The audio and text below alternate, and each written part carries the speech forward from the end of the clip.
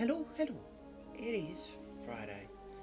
Um, well, it's been a bit of a week. Mainly because someone at work quit, so we're all obviously doing things to, having to do just that bit more. But I've been still having lots of headaches. I know I get lots of them, so it's not, it's nothing to be specifically concerned about, but it really doesn't help.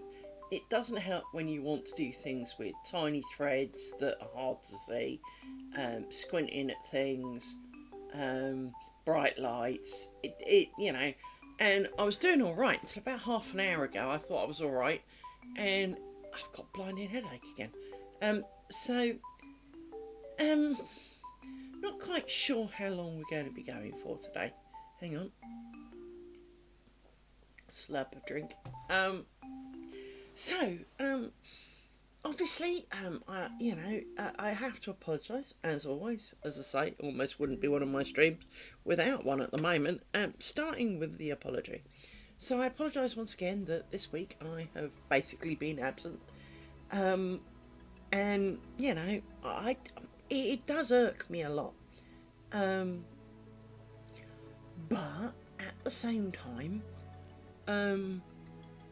as we've said before, if I do it when I am not really in the best place to do it, then comes the resentment, right? Then comes when it feels like a job. Then comes and it starts detracting from the fun aspect of what we do. Because after all, we are doing it because we want to, not for money. And so, while missing out and is obviously something I don't want to do, because you guys will get bored if I don't stream enough and go off and watch other people who do. At the same time, if I am in a mood, if I'm in such a state that really streaming is a stupid idea, then you probably wouldn't enjoy it anyway, which would probably drive you all away. So I still apologise. Now, we're going to start today with a couple of little things. So, for example, I haven't sewed the ends in, grant you. I finished this. Now, it is not a work of art. It is not a thing of beauty. It could indeed be sufficiently better, but I don't hate it. I'm not mad at it. I'm slightly disappointed in myself that it is not better. But I don't hate it. So, with that in mind, yoink, I have started, and already fucked it up, another one.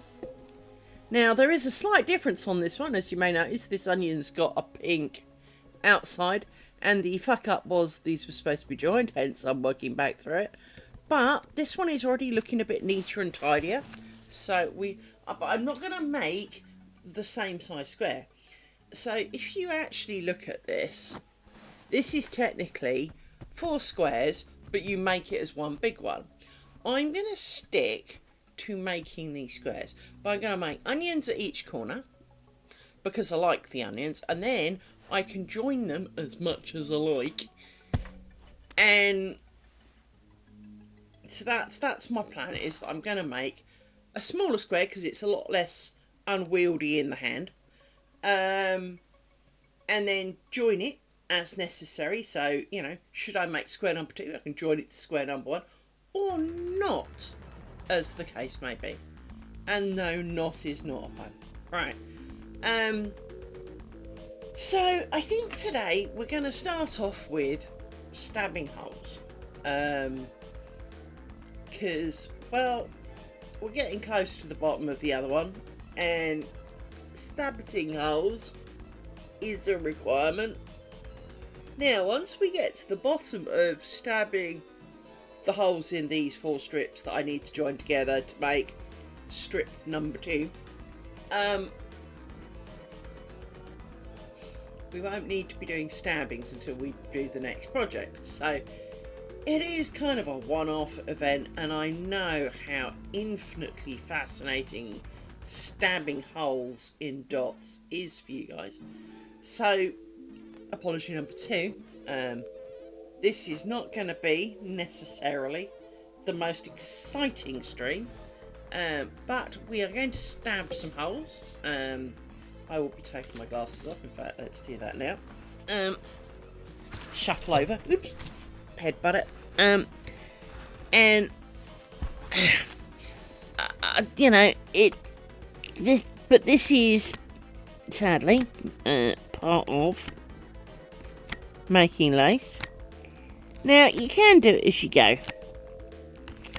In all fairness, you do not have to pre-stab the millions of tiny little holes.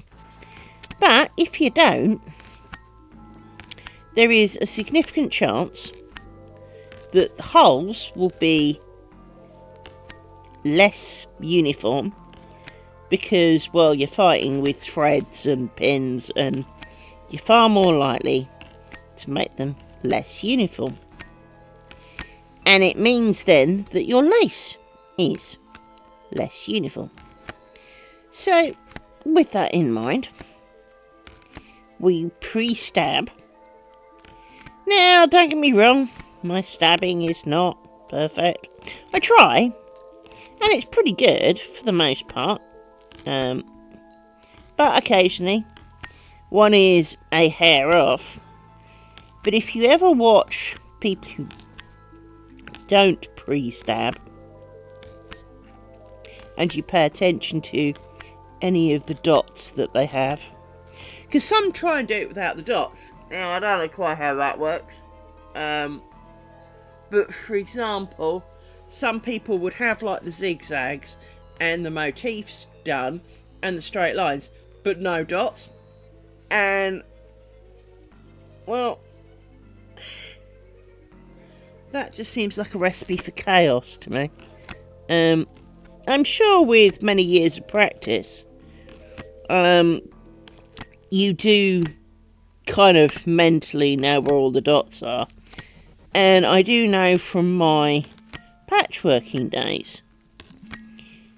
Originally I did English paper piecing patchworking. But what I did in the end was I saved the rainforest. Because, well, when you do English paper piecing, realistically, the paper is one-time use only. And as you can imagine, if you're doing a king-size bedspread, that's a lot of pieces of paper. And, well, first of all, you've got to draw the hexagons, then you cut out the hexagons. Then you draw the hexagons on the bigger hexagons on the fabric, and then you tack the pieces of paper inside the fabric to make the actual hexagons. Then you sew the hexagons together. Later on, once you've gone all the way round the hexagon and it's now got a barrier, for want of a better word, now you can pull the tacking out and the piece of paper out. But most people just pull out the piece of paper to start with. So you wreck the piece of paper, so you can't use it again. And even if you could use it again, no one says your tacking is going to be exact. So even if you do use it maybe a couple of times, it probably won't make many more than that. And so there is this little bit of you that kind of goes, this is... I mean, I'm no eco-warrior. I mean, I drive a car. I spend my entire life on the internet with, so, burning electricity. You know, I am not going to pretend that I have no carbon footprint. I'm not going to pretend that, you know, I'm not burning up some chunk of ozone layer or whatever the current fear is. And so, with all that in mind, I am definitely not, you know, saving the planet as much as I could. But at the same time, going through entire reams of paper does seem a tad excessive. So I did my bit. And what I did was, well, if you know you've got, I don't know, 1/4 inch seam on your hexagon, well, you know how big. You get really quite quickly into knowing how big that 1/4 inch seam is. Well, now you don't need to draw it. Now you don't need the piece of paper. And in fact, quite often, you don't even need to tack down the fabric to make the smaller hexagon. You can just sew it to the next one along the line that would have formed, saving yourself thread, time, hassle, paper. And that's what I did. And instead of taking, you know, half a lifetime to make a king size bedspread out of patchwork, it took me 6 months to make a double-sided one, because I cut out all those corners, saving an awful lot of hassle. I mean, don't get me wrong, I did have some help from my parents, in the sense of, initially, my parents did do, my mum cut out, you know, did the pieces of paper, my dad did the material. Obviously the other way around, don't suppose it really matters, but you know, one did the other. So that was, it was really nice of them, don't get me wrong, because they didn't have to. They didn't even live at home, for Christ's sake. So, you know, with that in mind, you know, they did help, and saved me a fair bit of grief to that extent. But it saved them a lot of grief, because obviously now I only needed the bits of fabric. So instead of them each taking an hour to make loads of pieces of paper and loads of hexagons out of fabric, they'd spend a lot less time and just do the fabric, and because they didn't need to mark it with the smaller and the bigger and the... Now, I will also point out, I had, and I do still have, because I refuse to part with them, well, the company was very aptly named the Patchwork Stamp Company, and they produced a patchwork stamp which was the hexagon, and it had, you dunked it in a ink pad and it printed out a big hexagon with obviously the markings for the smaller hexagon within it. And so it really was quite a little production line, but it, you know, between that and me, all I really needed was the outside hexagon now, to the point that even today, I think, if someone gave me a hexagon, I would still not want the paper on it, because, well, it actually saved quite a lot of hassle. And when you have the paper in it, I won't say it's stiff, because that's not the thing, but it is stiffer. It's hard, it's very drying on your hands, because paper is quite drying as a whole. You don't think about it too much, but that's why, you know, when bankers are doing this, they put oil on their fingers, because it's sucking that all out of your hands. So again, you know, if you remove yet another layer of destruction and hassle, and all you need is your pile of hexagons out of cloth, and off you go. So yeah, it's the way it is, really. So I've got sore eyes because my headache.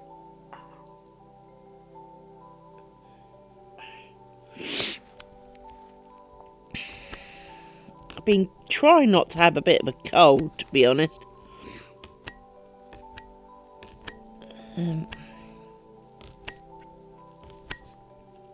I assume it's because the weather's changed so quickly.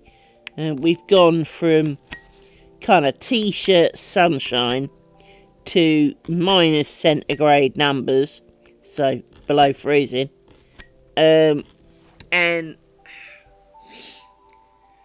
always plays havocs with the body, excuse me. Bodies don't like that very much.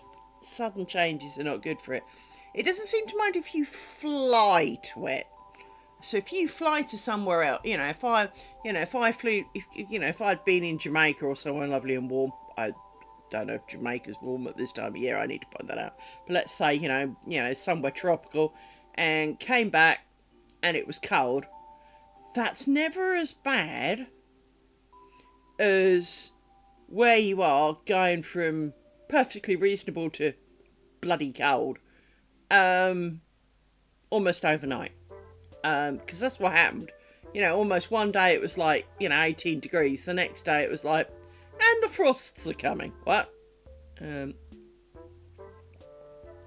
got up late today, as I kind of mentioned I would, because I had today off. And kind of 10:30, 11 o'clock this morning, still frost on the ground. My back garden was still white with frost. Not with snow, but, all the grass was still white and crispy because it was frosted. So, it's definitely a bit of a change. The central heating's kicked in because, it's got cold enough that's a thing. So, yes,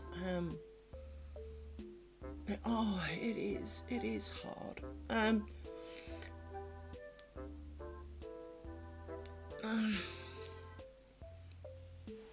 I am expecting a parcel from Amazon, for which I need to answer the door and give them a magic number. So I may have to down tools and go find them a number. To be honest, sometimes they don't. Even though it says you will need to give a number, sometimes you don't. So, who knows? It depends, I guess, on the driver. But I would have thought, because knowing that they fine them if they do the parcels out of order or they take too long, or basically for farting almost, I would imagine that if they need a number and they don't get the number, they'd fine them. So I would like to hope that... Sorry, I just dawned on me to actually check how the back looks. See if you see it. I've missed one there. This is why you turn it over, so you can see. Oop, there's another one there by the looks of it. Over here somewhere. Yep, there he is. This is why you do it. I normally do it at the end, but doing it along the way is not a bad thing. It's amazing how you do miss them. Quite surprising, actually, how you can miss them. Because I've missed two here. I missed a whole row here. I missed that one and that one. There's another one about here somewhere. So, that one.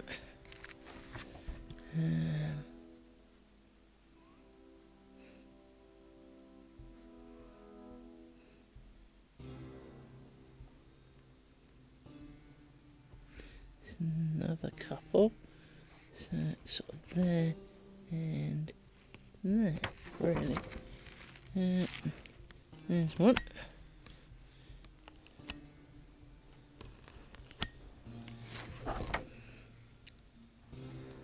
And where's that one? That one there. And that one there. As I say, sometimes it is quite surprising. Even though you think you methodically go through each row doing stab tears, so I have a habit that when the dot starts on this side, I go to the right, and when the dot starts on that side, I go to the left. So, but it kind of is weird that somehow, as I say, you sit there very consciously stabbing what you think is every dot, and yet somehow I miss them. Don't know how I do it.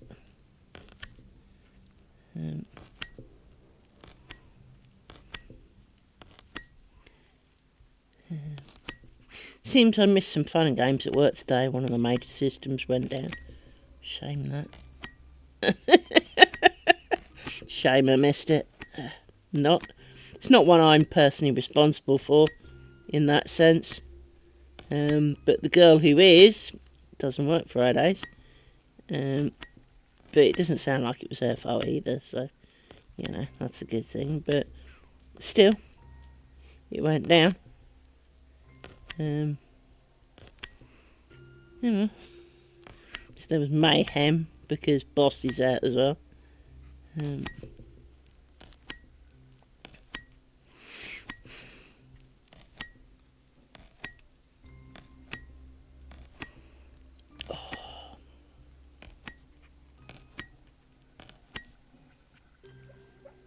It's alright, pup.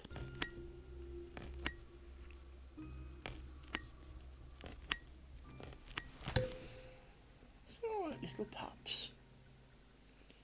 Woofing in your sleep. Always troubles me when they do that in their sleep. Because, you know, you assume they're having nightmares. And I don't like to think of them having nightmares. I want to be happy.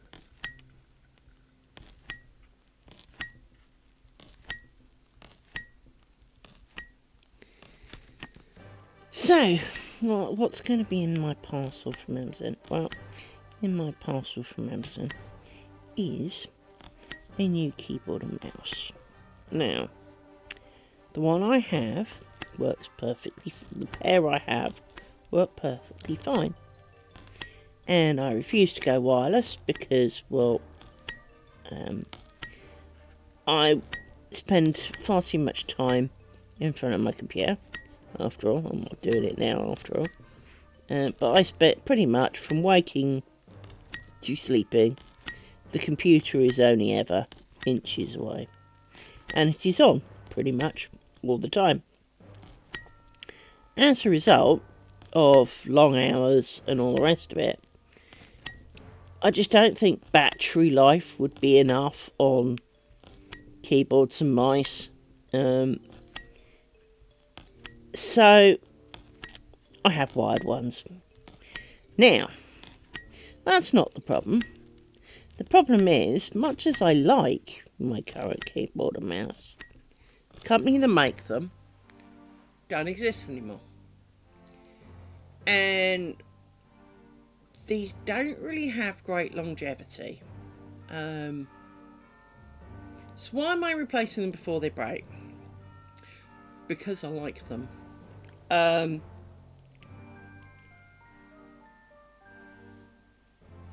I've currently got what's known as a 10 key less keyboard, which basically means it doesn't have a number pad on the side, which also means it's smaller. Yay, neck kisser!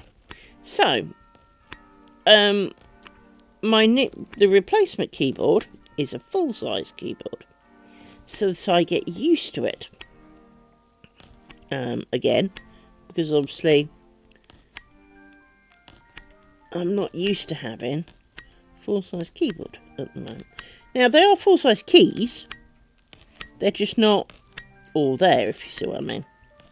So I've got to get used to having it on the thing. And I did originally buy the 10 key less because a full-size keyboard is a bit big for where I've got, but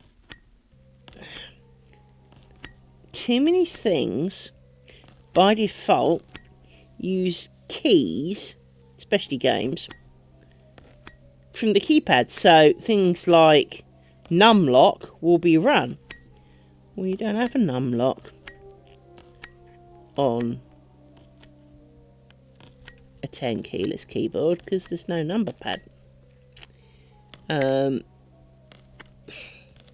It's that kind of problem, right?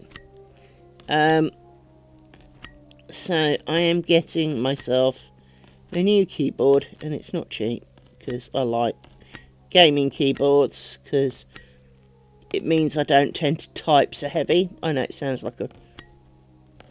Hi, Nautical! So I know it sounds a bit like a cop-out, but I am a monstrously heavy typer on a lot of keyboards because nothing stops me. It encourages it, in effect. Whereas on gaming keyboards, where you barely have to touch it for it to register the keystroke, I tend to type faster, but also quieter. And so rather than stamping away and sounding like an elephant on my keyboard, which I, the voice of my ex-husband still haunts me. But also, I know I stamp on them, and it can't be good for my fingers, it can't be good for a lot of things. I mean, the only thing I will say is, isn't it funny how we type on keyboards today and get RSI, but typers on manual typewriters didn't? And with those, you do often have to really push. So instead of type, you had to really kind of knead with your fingers. And they didn't get RSI because of the extra movement that it took. So, and in fact, there is out there a keyboard that is a typewriter, even with the little thing as a return key, right? Which is kind of curious. Apparently it's got LED lights and stuff, but there is a manual typewriter that is a keyboard for a computer. And they've made it all electric, and you use the knobs on the side instead of to scroll the paper to do various adjustments, which I think is quite cool. It's quite a clever plan.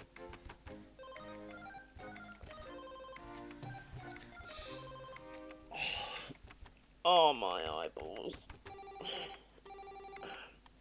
So how's everybody doing today? Someone talk to me. My brain hurts. And I'm stabbing holes in a piece of paper. Waiting for Mr. Amazon to bring my new toy.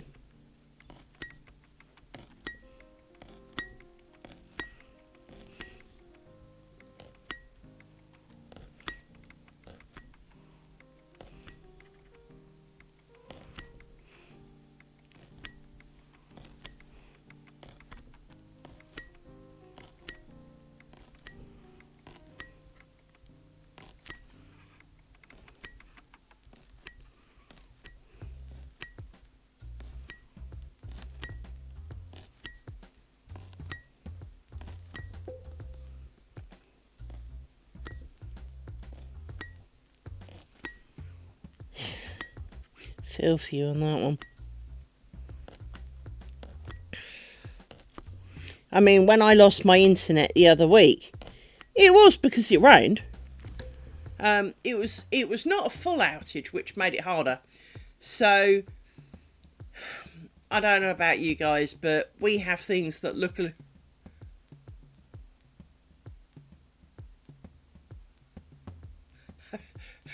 You have to behave yourself then, Netkisser.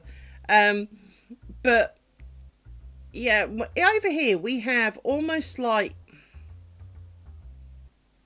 US post box shaped things. They're like green cabinets that live on some street corners kind of thing, and they are the cabinets for British Telecom. And they contain basically the little hubs where all the phone wires meet in and get connected up with other things. Because for some reason, I mean, I mean, it's quite logical that you have connections, but they almost have like the incoming wires, the outgoing wires, and they have to like link the two together. It's not quite like that, but it kind of is. So in this connection boxes, there are tons of little wires that are connected up, and it means that that's how they control your connection. It's not, you know, you can still be connected at your house, but these little exchange boxes, you cannot be connected. But what happened for me was that on the day in question, I assume, because of the amount of water and where I live, because it wasn't all of us, the bottom of the exchange flooded, and those who were near the bottom, and it is potluck, didn't have internet, and those who were up in the drier sections did have internet, and it was no more simple than that. and because, you know, when I looked originally, the Facebook group for around here, it only seemed to be me, so I didn't say anything. But my neighbour said to me the next morning, when it was still out, that there were loads of messages in the Facebook group. Obviously, I'm just far more aware of it because I work from home and because I'm a raving geek and have monitors and the like. So, yeah. But yeah, it wasn't just me, there were loads of us, but it wasn't everybody. And because it wasn't everybody, it's never a bigger priority. It's... Hey, Mickey.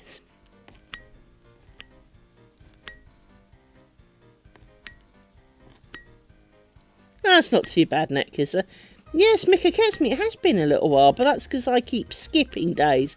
And, you know, I'll repeat my apology at the beginning, because it does seem that pretty much every stream I've done in the last couple of weeks has had to start with an apology because I've been skiving. So, today was no exception. I have apologised for that, and for the fact that I was going to be doing possibly one of the most boring things on stream that I could possibly do, which is stabbing little holes. So, I mean, don't get me wrong, I've done this much, so I've done a fair bit.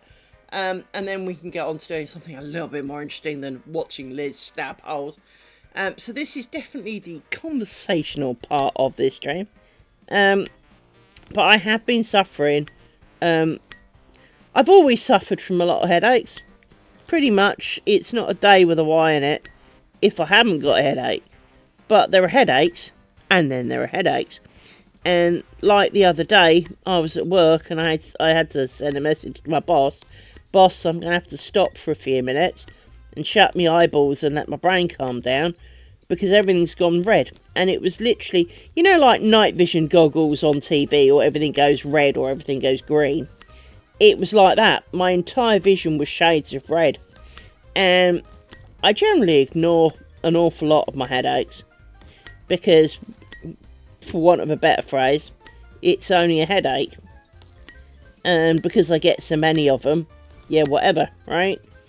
But the moment it gets as far as being visual disturbances, yeah, visual disturbances means that it's trying to get my attention a bit more. How many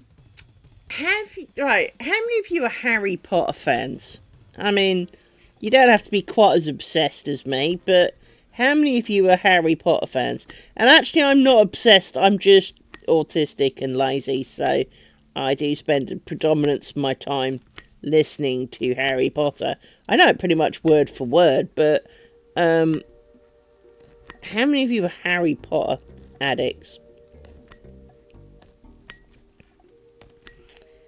Well, recently, Audible released...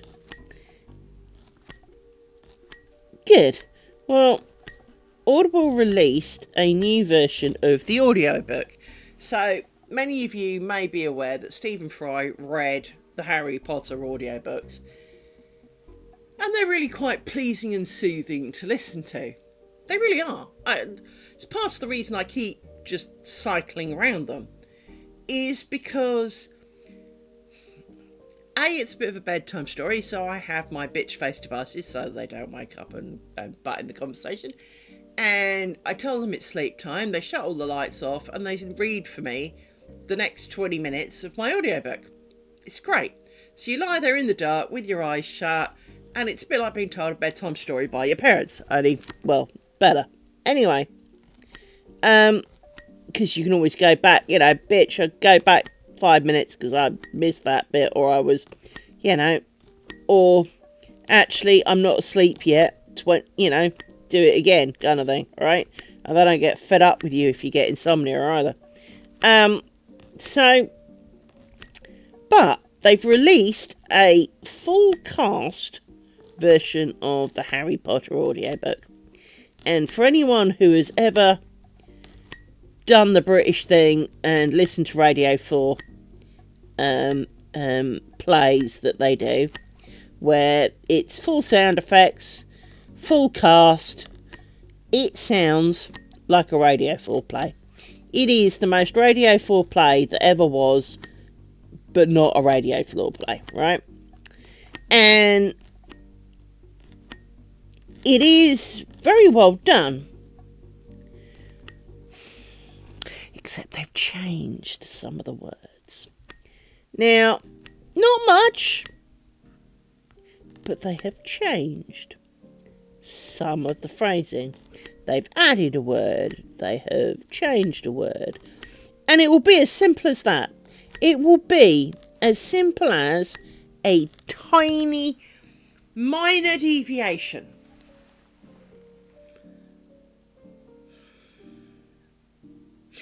When you're autistic and you've listened to them as many times as I have, it matters.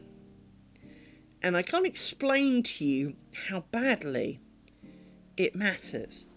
But you notice that they kind of read through it and you're listening along and go, I don't remember them saying that. And it's not because they didn't say that, it's because they've marginally changed the wording. And maybe they put emphasis on different aspects. But the other creepy part of it all is, I'm going to say they went out of their way to find people to read the parts that sound as much like the people in the films as they could get away with. Because we all know that a reasonable percentage of the Harry Potter adult cast have passed on, because obviously they did start filming them 20-something years ago, time happens. Robbie Coltrane died, the first Dumbledore died, Maggie Smith died, Alan Rickman's died.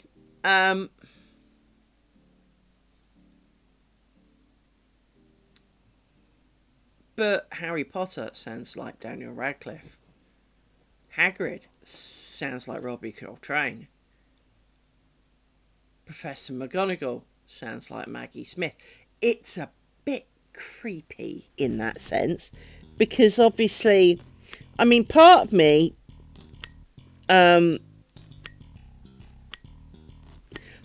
was expecting it to sound very different, because obviously, well, it's 20 years later, and, obviously, cast members have moved on, and they're older now, because, Hermione and everybody aren't children anymore, but it does. It sounds enough like them that you almost do that whiplash head spinning thing. So, even if you're not going to buy it, go and listen to the sample on Audible, and you'll see what I mean. It's like anything. It's like if you've got sausage and chips on a plate. Cold chips aren't particularly great, but they're not exactly inedible. They're still edible, they're just not exactly great. And cold sausages. Actually, cold sausages are quite nice. But if you look at it and you're expecting it to be hot, you pick it up, put it in your mouth, and your first reaction is, ugh. because that's not what you expected. Same with cold tea, cold coffee. Technically, there's nothing wrong with them, except if you were expecting it to be hot, you go, ugh, right?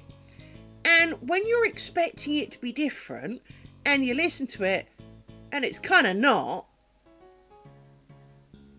it's a bit freaky. To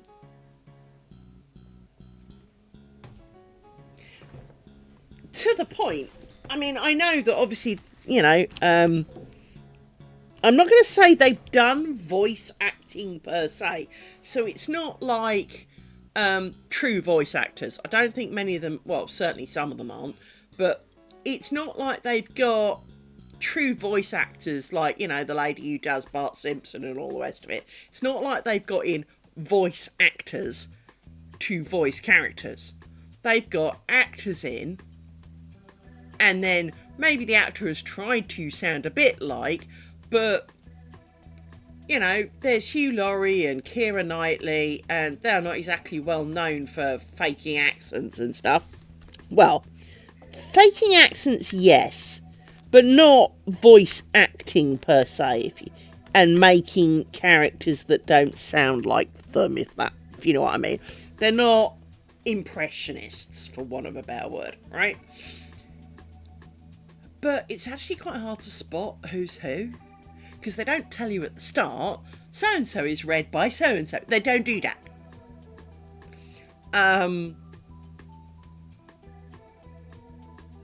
They tell you right at the end of the book. And it is sometimes quite surprising. So I'm listening to that again because, well, I've added it to my Harry Potter rotation, to be honest. And as they bring out the other books, because they've only done Philosopher's Stone so far, but as they bring out the other books, I will add them for that tiny bit of variety. But it is bugging me that they've changed some of the wording. And as I say, it is really subtle. It really, truly, truly is subtle.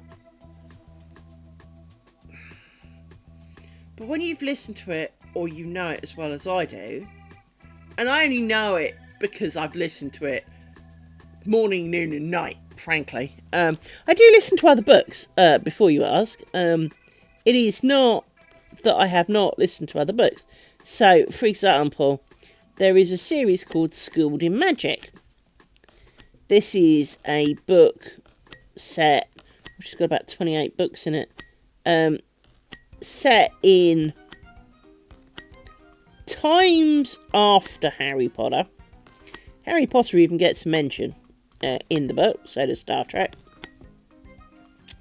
where a girl called Emily, you know, kind of minding, who's a bit of an outcast, but minding her own business, on the way home, gets sucked into, I won't call it a different reality, because it's a whole new world, to use that phrase. She gets sucked into a different world by demons, and they were going to sacrifice, though she was going to be sacrificed, and she gets rescued, and she gets, but in this world, obviously, is magic, so she has to go to school, and the first bunches of books are her at school and the summer holidays kind of thing, and then she starts fulfilling the prophecy that she thought she would never be. So the reason the demons took her is that she was a child of destiny. But being demons, they do not take what they thought. Now, she is a child of destiny. Destiny is the name of her mother.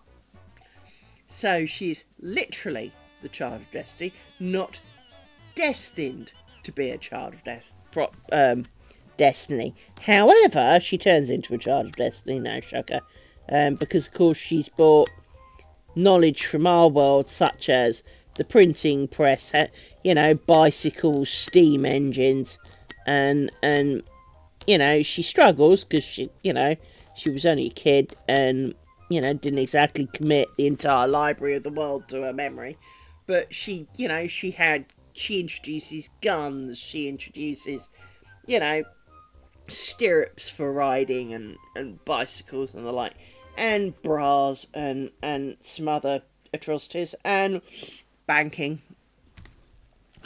And but she kind of starts revolutionizing the world that she has found herself in. But she also turns out to be, a bit Harry Potter style, a child who can kill people that no one else could. And, well, with that in mind, she does. She goes about changing the world. And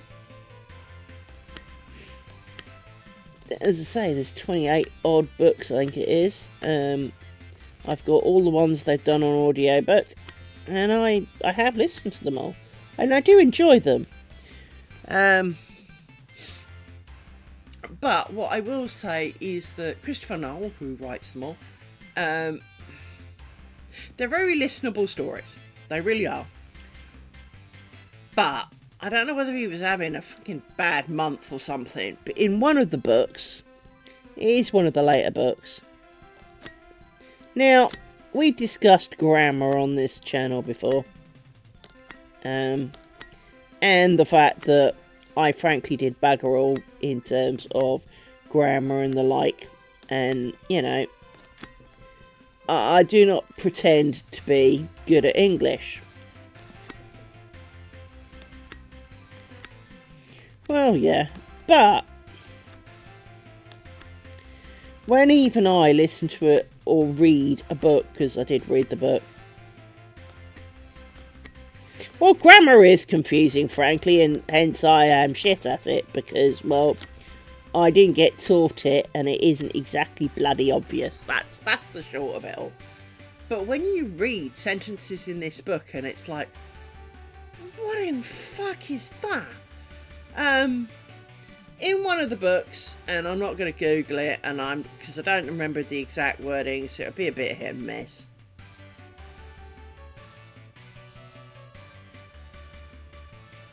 It's a sentence that almost goes, the guard what was standing on the corner. I'm sorry, you didn't write that, really, did you? And the answer is, yes, he did. That is what it says in the book. So, and I do remember there being a typo in Harry Potter as well, actually, that I saw.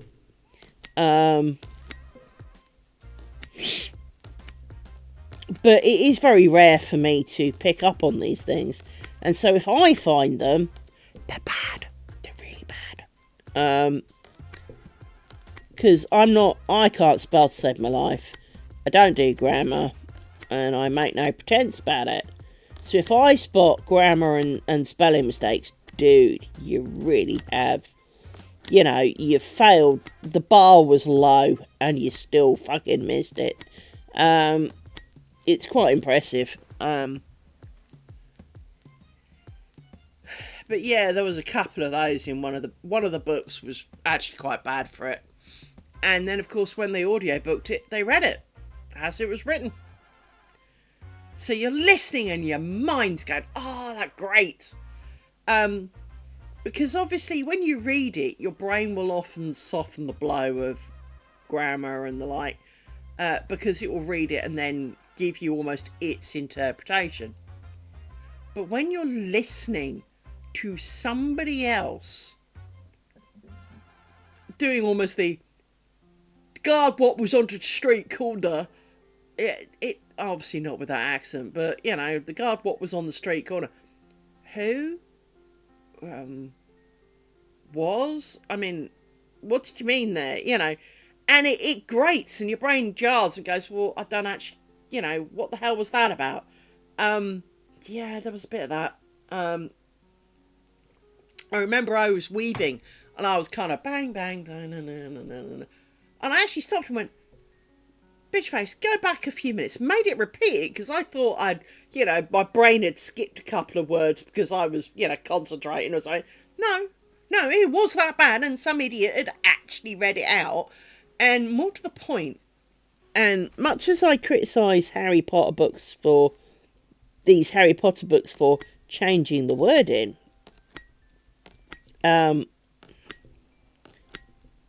you read out that without changing it.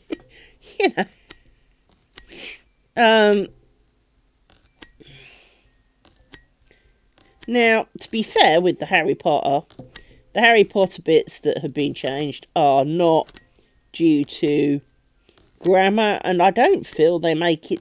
It's not like it was we did it to make it clearer. I don't even think it was that. It just seems to be they changed it because they changed it. And I do wonder if some of it is slightly modernising the wording. Because I know it's different, but I'd have to go back and check how it's different, if that makes sense. She says, opening up. I forgot to click on the button. Let me go and click on the button. Open up the book.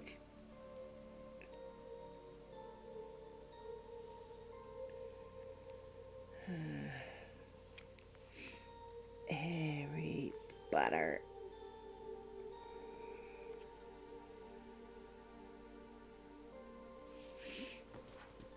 Because it starts in the very first chapter, frankly, so...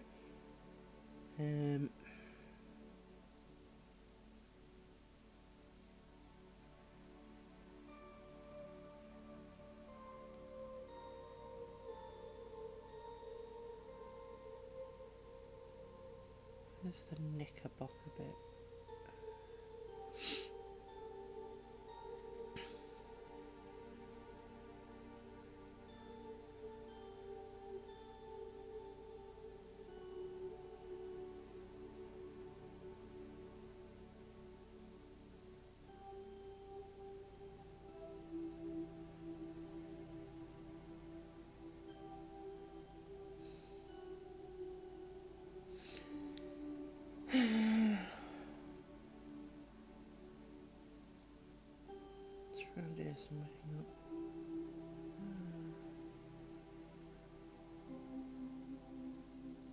Yeah, there's an example.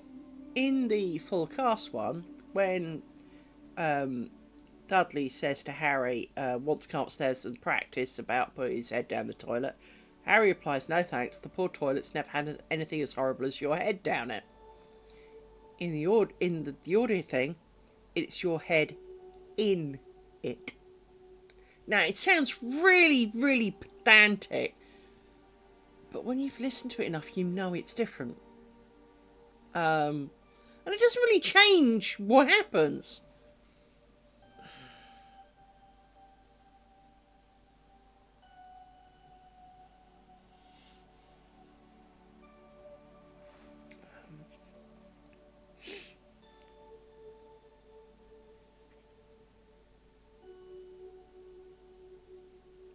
Let's see if I can find it.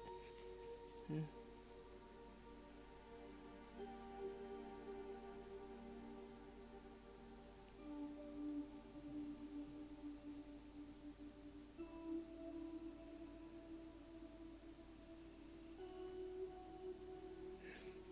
What is in there? I don't remember that. There was a bit where he changed his teacher's wig blue, and I didn't remember that. To be honest.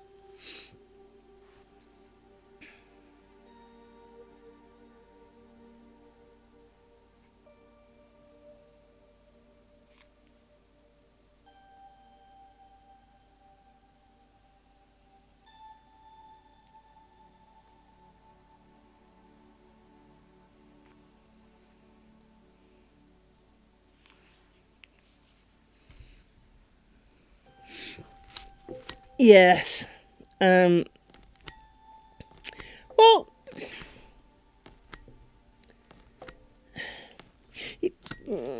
not wishing to start political ructions, which, let's face it, is somewhat easy to do. You have to remember, even Hitler started out with good intentions. And this is the problem. People start with good intentions. Doesn't always work out that way, though. So yeah,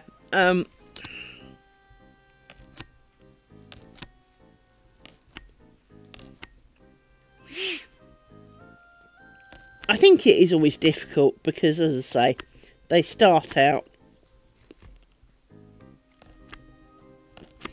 Well, some of them are distinctly further down the loopy line than others. But, you know, whether you consider a goodness in our current political leaders or not, some of them seem slightly nearer the wonkier end of the line than others. But none of them do it necessarily to be malicious. Many of them do it with good intentions. They just succeed in doing daft, malicious things. And as I say, you know, an awful lot of them don't set out to destroy the world. You know, they don't, you know, it's not Pinky in the Brain, you know, it's not, you know, we're going to take over the world. They want to take over the world to make it better. They don't want to take it over to make it worse. But of course, an awful lot of these things are slightly subjective. And as an example, as you know, I play Monsters and Memories. And on their Discord today, well, for the number of weeks actually, there's been a conversation about nodes.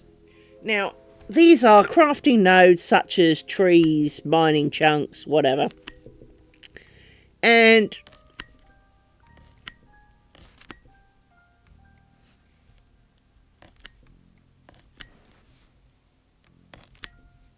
yeah, but so these crafting nodes, as I say, can be whatever they are. Now, a lot of gamers, like me, if you're running to go to where you can see a node in the distance, because you can usually see them a bit from the distance, and then you spot someone else also running for the same spot, if you think they're going to get there first, you go, oh fuck, and you turn around and you go and find another one. If you get there about the same time and they've come kind of round a magic corner and you didn't see them coming, but you think they hit it first, you back off and you let them have it. And then there are the don't you know who I am kind of people who, and this is where the forum was ending up this morning, was the, well, they don't see a problem. Now, there is some debate as to whether if someone else also bashes the node, do you now only get half the output and all of that. So, irrelevant, although that is important, it's consider that irrelevant to this part of the conversation. So, some people don't see a problem of going up to a node that someone is already working on and trying to use it. Well, if it does deplete from what the original person was getting, maybe they mind. And this was the point of the morning, was that one guy or a couple of guys were going, well, it doesn't matter. And a couple of people were saying, well, but maybe the other person might, because, and we were the kind of people that if I got there and hit bash and then realised you'd already started bashing it and you were just a bit behind, would now walk away. And as always, it boiled down to, I won't say name calling, but I said, well, it's the British in me. We naturally queue for things. We naturally take turns. And what got thrown back in my face is, so what you're saying is you're happy being second fiddle? No, we're not. We don't want to be second. What we want is a fair share. And that's a very different attitude in my mind. In that, I don't mind if you got there first and this one and you have this one. But what it does mean is if I run over to that one over there that you're currently not using, and I wail on it just as you start, maybe you finish this one, that you don't immediately turn around and start wailing on the one that I'm wailing on. If there is another, because, well, clearly I'm doing that. And, a bad analogy would be if I'm in a cafe or something, i.e. somewhere where you don't reserve tables. If I, halfway through my dinner suddenly need a really bad wee, so I go off for my wee, I don't expect you to come back and find you pushed my dinner aside and are now sitting in my spot. Because I clearly went to the toilet, not abandoned it and walked out the door.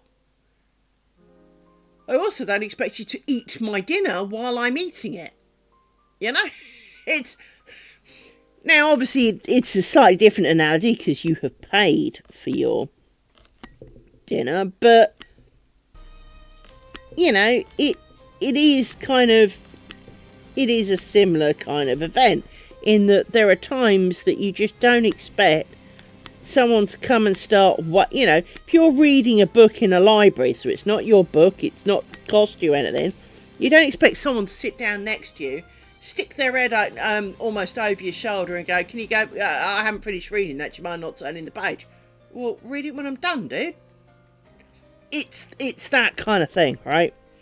And they couldn't understand that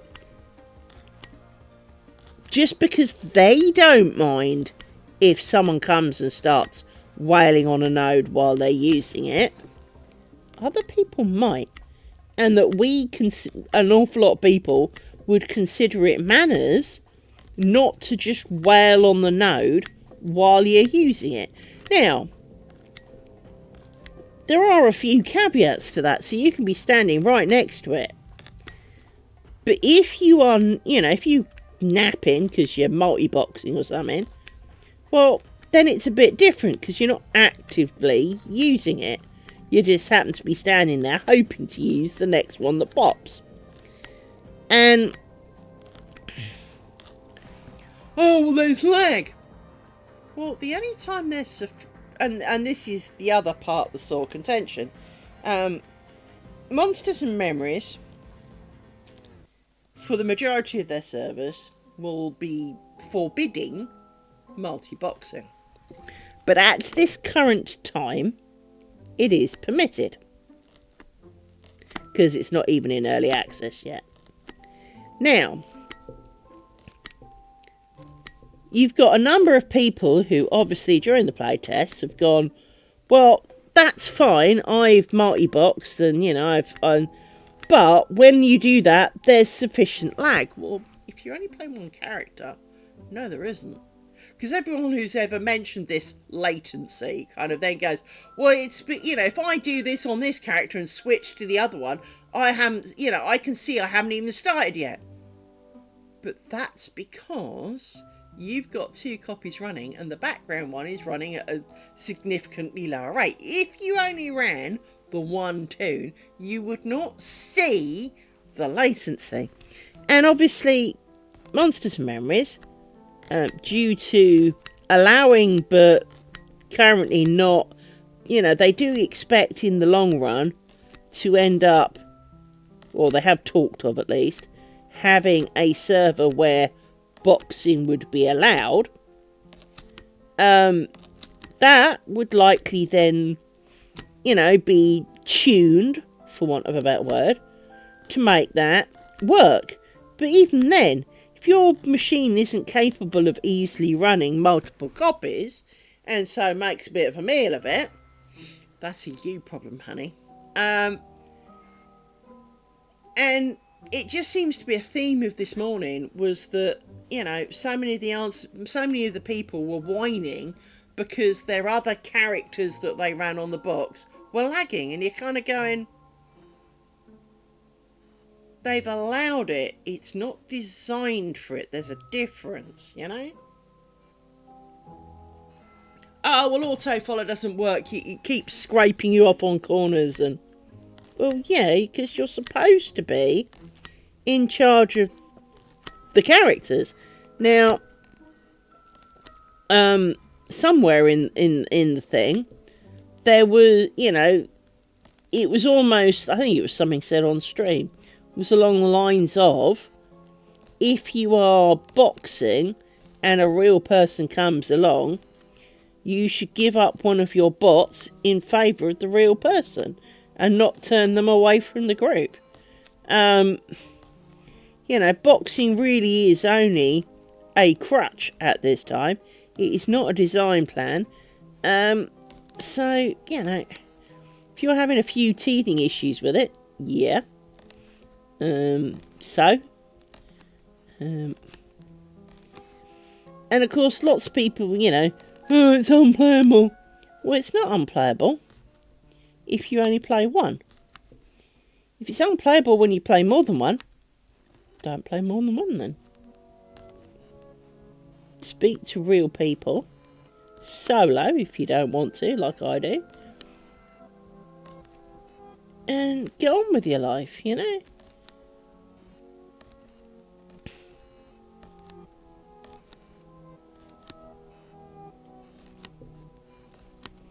Dear manufacturer, the product you've made, which I used for something that was other than it was originally intended, doesn't work. Yeah. But it is. It's the... Let's say I use this as a hammer. If this is not a good hammer, because, well, it's not particularly hammer-shaped, I can hardly write to the manufacturer and whine that it's a bloody awful hammer, because pretty much you expect the response to be, Dear Miss Kimber, buy a bloody hammer, you idiot. Love and kisses.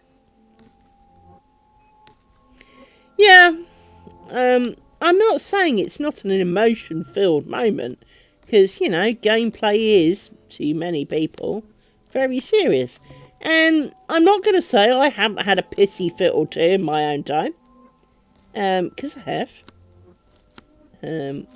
I still hate Sony, and I will never forgive them. I lost a decade and a half of work into characters because they screwed me over. And I do resent them from that. And I will never forgive them for it. Even though I did indeed sign the end user agreement that says you do not own them. Still fucking worked for them though. And then you took money that was mine after agreeing that you cancelled it. So I got the credit card people who very much were in agreement. You wrote and you've got confirmation that it would be cancelled. They took it anyway, so they took it back. And then Sony did cancelled my accounts on the grounds that I was trying to be fraudulent. No, the fraud was yours, honey. But I paid the price for that. So I'm not going to forgive them for that one in a hurry. But it is that kind of thing. Is that, I mean, I've broken a keyboard and a mouse or two while playing games in my time. Mainly because at one point, EverQuest got really pissy if you accidentally hit the Windows key, it would crash. Number of times I died because of that Windows key was something else. To the point I ripped it off. I ripped off my Windows key for a while. In the days of ball mice, it would get stuck. Whack! Whack! Eventually I blew the mouse apart because I did that and the buttons and everything flew out the top. So I've done some of that. I'm not going to pretend that I'm a saint at this. You know, I have very much. I have done emotional. I've lost characters. I've been mad. You know, I have rage quit games before now. Not usually forever, but I have rage quit for a good number of months. you know, yeah, I've been killed due to lag. I've been killed, you know, all of these things. We've been killed due to lag, and on your screen the heel got off, and it didn't actually, and it does. It is a very emotional moment when it's not your fault. And that is the crux of it. It's not so much that you died. It's the fact that you pressed the button to save you and it didn't work. I've had it in Path of Exile so many times. Because you have 1 and 2 for potions in Path of Exile 2, and it's like 1 to 5 or whatever in Path of Exile 1. And I know I have taken a hefty gulp of potion that was supposed to have a, minimum number of hit points instant heal. And I've heard it take the gulp and died anyway. There's been words. I'm not going to say I don't swear at it, because hell, I do. Of course I do. Do I get annoyed at it? Yes. And if it's a hardcore character, twice as much. Exactly. But we do need to remember, of course, it is only a game. Now, of course, it's not only a game. It's hours of your hard effort to try and achieve things. So I'm just doing a quick scan to see. Oh, I missed one there. Where was it? I could find it again now. I saw one. There it is. Let's find it.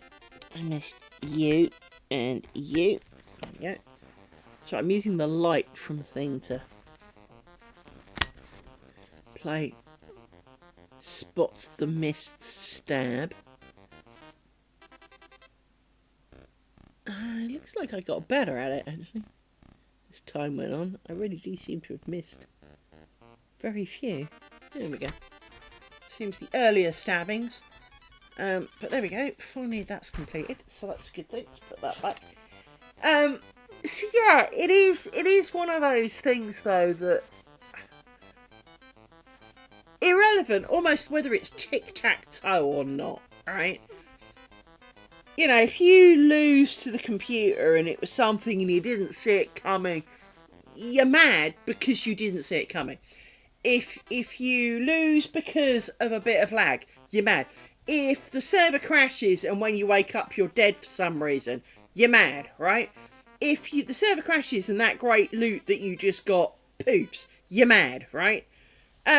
Because you're invested in it, because you care. And it makes you mad because you care. If you didn't care, you wouldn't be mad, right? You can't be mad about something you don't care about. Well, it's the same as everything. It's like working a pattern really, whatever crafting you do, working a pattern really hard, trying your best, putting a lot of effort in, getting to the end and realising you fucked it up. You're mad at yourself or you're disappointed, you're emotionally invested because you tried, right? And because you cared. If you didn't care, it's all right, I'm just trying to find the right thing.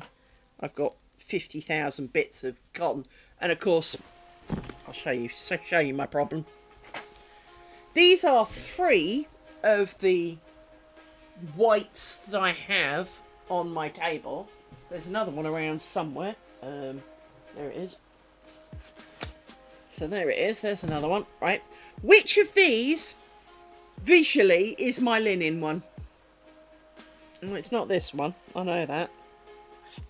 Right. I happen to know that one's not it.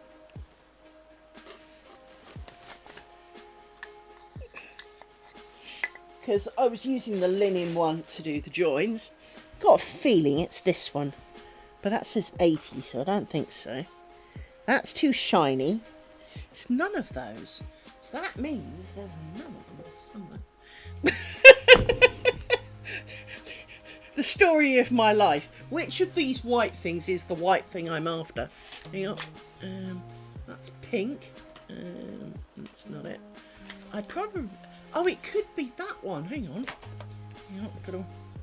I put one away, didn't I? Liz, the trying to be tidy. God help my soul. I thought I put one in here. Apparently not.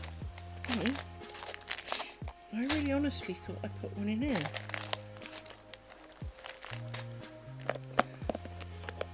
Yeah, I was talking to someone at work yesterday, and I don't drink as a whole, alcohol that is. But yesterday's work very much was, I wonder if I should take it up, you know? And the guy I was talking to, I don't believe drinks either. And even he agreed that, you know, it's beginning to feel like that would be a good plan. You know, it's bad when everyone's sitting there thinking, I need to take up drinking. But I fixed it all because I'm good. Alright, let me have a look. There must be another one somewhere. Yeah, yesterday was definitely a day to take up drinking.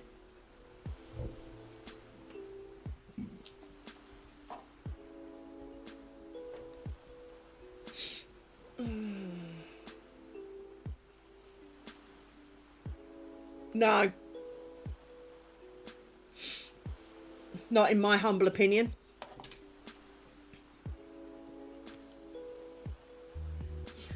Yeah, I mean, I do very much relate to your problem. I mean, well, let's think about it this way, right? I own a lot of DVDs. Many of them are at my old house, right? Even if they're here. Yeah, even if I'm here and the DVD's like over there, I would rather find it on streaming. I would rather find it on streaming so I don't have to dig out the DVD and spend hours, you know, making sure it's plugged in and no, I would rather find it on streaming than go and get the DVD. I don't think... I agree with you. I don't think... I'm going to use this, I think.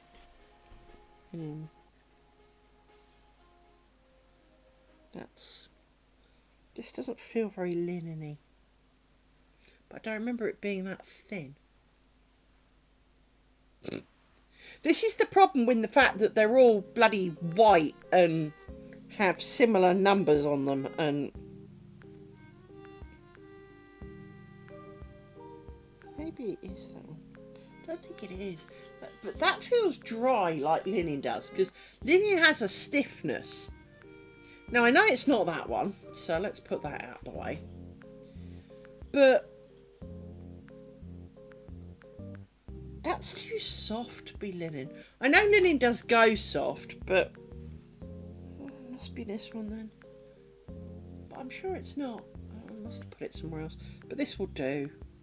Let's be honest, this will do. I just don't think this is it. I don't think this is the linen I was looking for. And in fact, this feels quite soft now, so suddenly this doesn't feel like it either.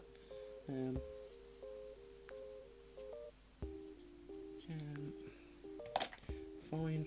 I was going to use linen, but as I can't find it, I'm going to go back to... I'll use this, because this will do. Right. I need a link for that. Because I've left it a little bit late, I need to use a skinny needle. So that I can sew it together.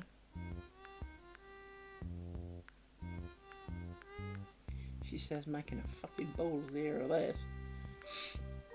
And I don't have a needle thread at hand. Well, I do, but I don't. Again, Mickey gets me, I understand. I've got a needle threader somewhere, but I can't be asked to find it.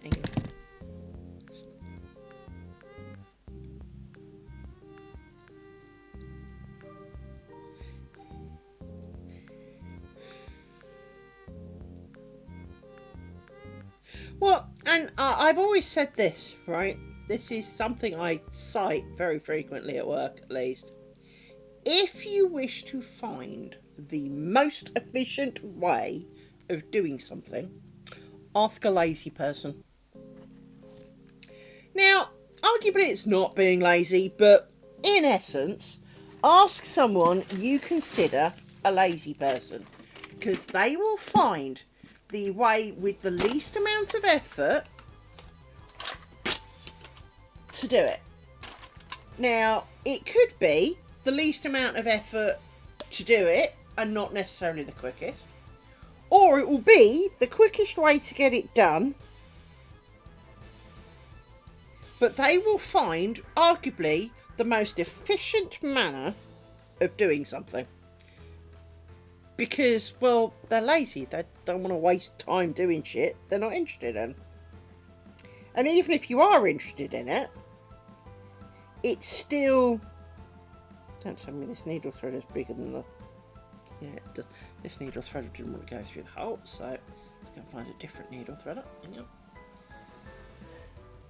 Because I did bother to find my needle threaders, and the first one I picked up was too big. Oh, not needle threader. Where's my needle threader? Got more needle threaders around here somewhere. After all, I have turned into Grandma with her pot of shit. So, talking of Grandma, a friend of mine didn't know. A friend of mine fell down the stairs, well, fell in the bathroom the other day, and she's only a few months older than me. She broke her wrist, bad enough. They've now had to put a plate in. She's been in hospital for a week, and you're like, hang on. But looking at the photos of her, oh my goodness, she looks so much older than me. She really does. I love her to pieces. She's the nicest woman I've ever met, but she looks so much older than me in those photos. Hang on, itchy ear.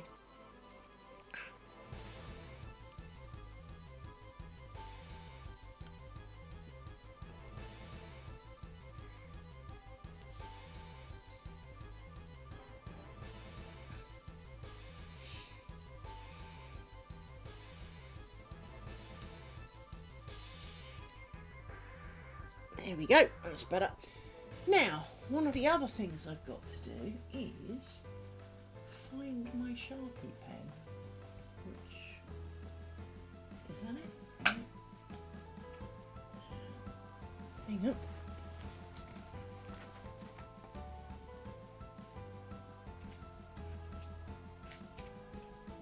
There it is. Because we need to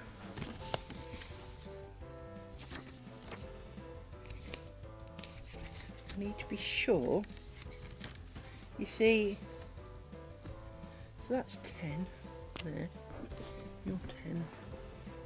It's 11, 12, 13, 14, 15, 16, 17, 18, 19, 20. To number our inches.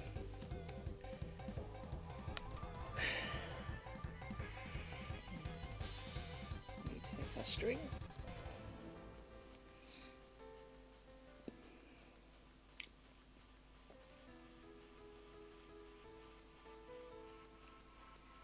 So it'll probably seem a bit weird to people that I sew my patterns together. It just seemed logical to me, because glue, you don't want to glue up the pinholes. Oops, put my foot on. Oh, it's my work laptop. Oh, well, that's right then. Don't need that for a week, so just do a bit of a organisational skill down there. Right, there we go. Now I've got my foot in a good place. So we need to put this on here like this, because I haven't really left myself a lot of room, as always. So I need to come up through one of these holes. Through that one. Actually, it's not through that one.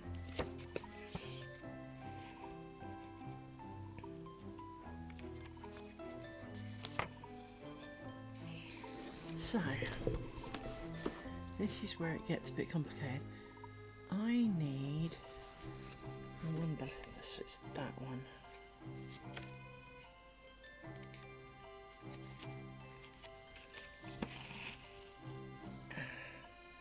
What I usually do, actually, this will do. Missed. Dropped.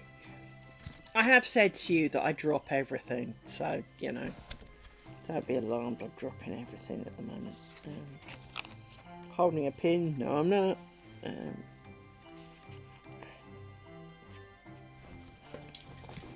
Oops, the Amazon man maybe? No, dog's going out the back. Right, so you come up, and then I need to come up through the bottom view, and this is where it gets a bit complicated, so I come up through you there like that.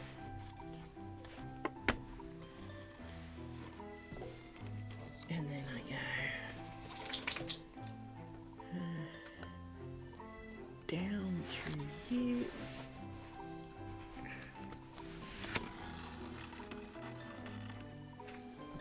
And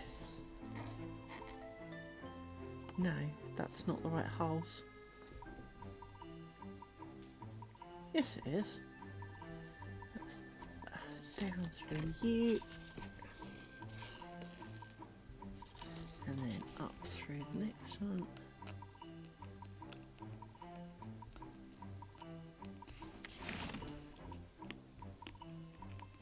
Go through the hole, you bastard. Right. And then back up through. Yeah. Like that. And then we put it a bit tighter because we can't leave it like that forever.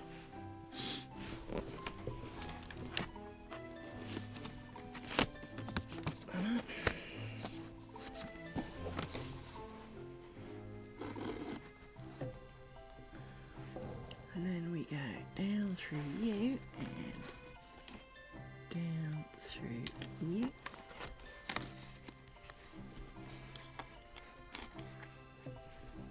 Try and find ow pokey thing the other side.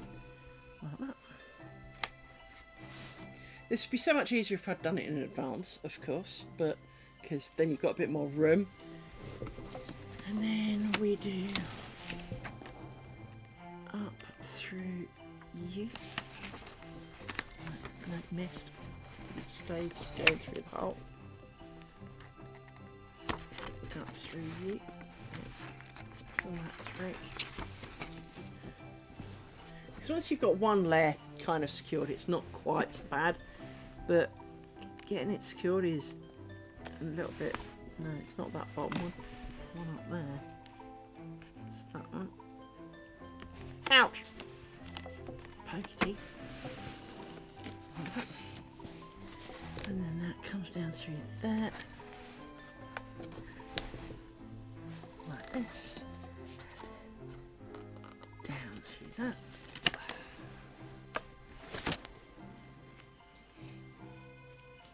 Oh, this gives me headaches. Right. And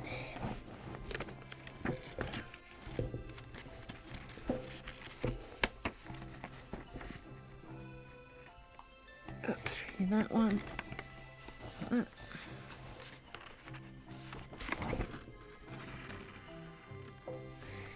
And then up through that one.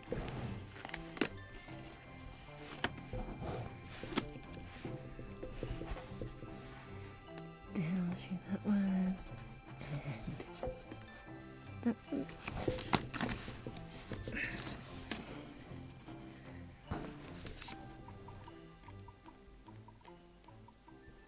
Through the next one. And the next one.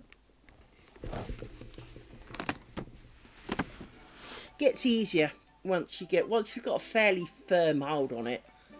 It does tend to get easier because you can just poke through both at the same time, but until then it's a bit frustrating and very headachy.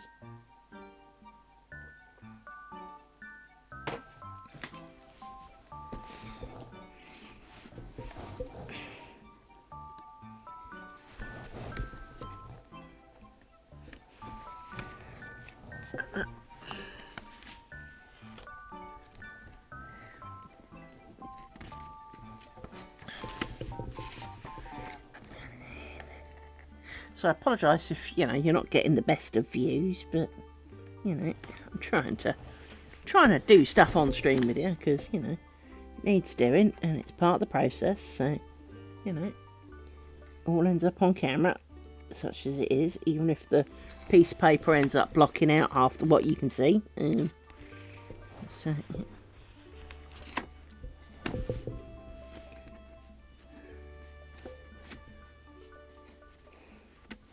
And what, of course, Doofus didn't do was, Doofus here didn't trim like she was supposed to, so that she can see the piece of paper. Like that. Now it'll look a bit better when I'm done. Because you'll see that the patterns should line up. Look, see? Pattern lines up along here. So you just have to kind of go with it. Hence I'm giving it a bit of a tug at the moment to tighten it up a bit.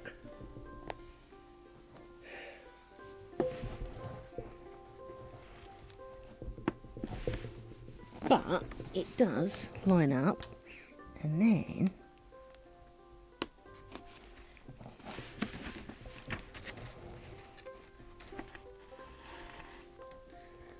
let's give these a bit of a tug, because you're still really loose.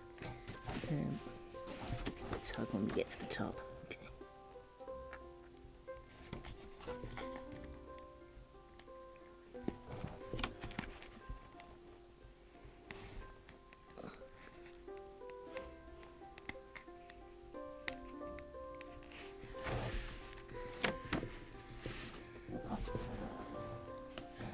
So,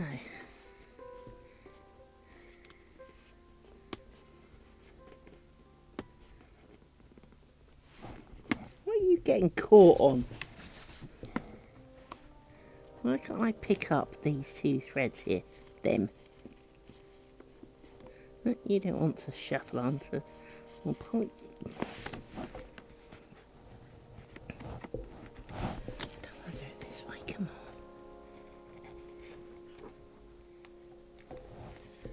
on. This is hard work if you're going to make me doing it like this.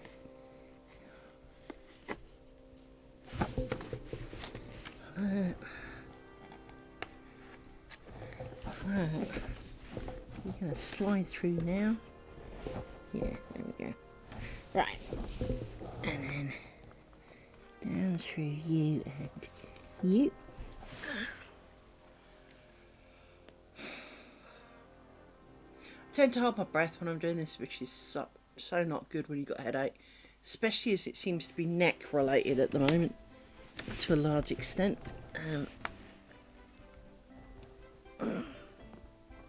My neck feels very sore, or it's certainly at least a strongly contributing factor.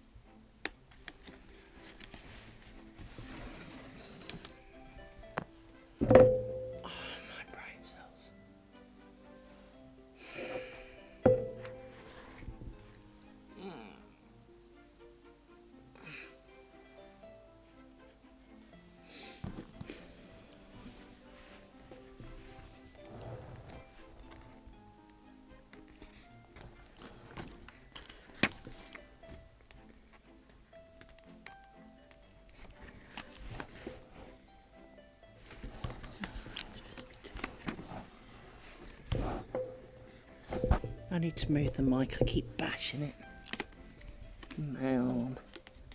It's driving me up the wall a bit. Right. How can I not find the end of the needle? For God's sake, they're solid.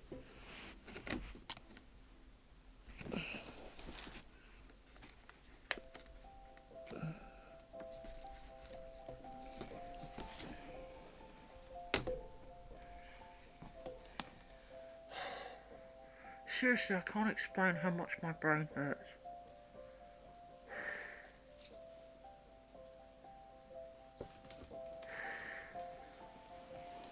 Hello, Amy. Oh, and for those who've not been around for a little bit, don't know if OBS is going to let me do it. I've got to do it the other way. Hang on.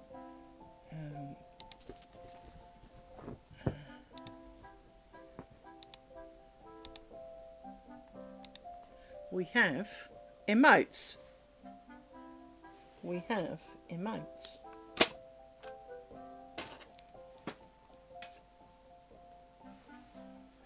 We have emotes of the dear fluffs. So there you go.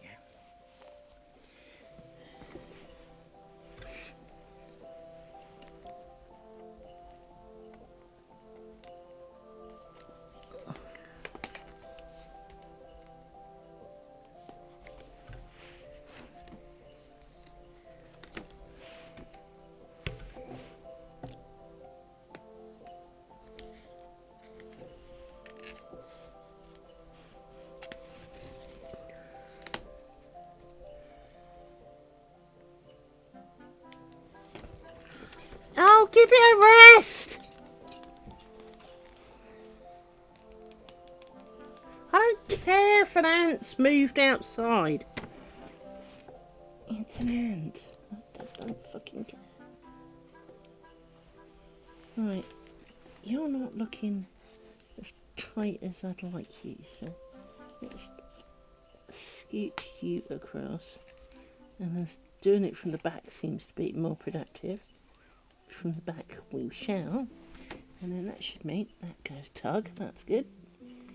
But it does.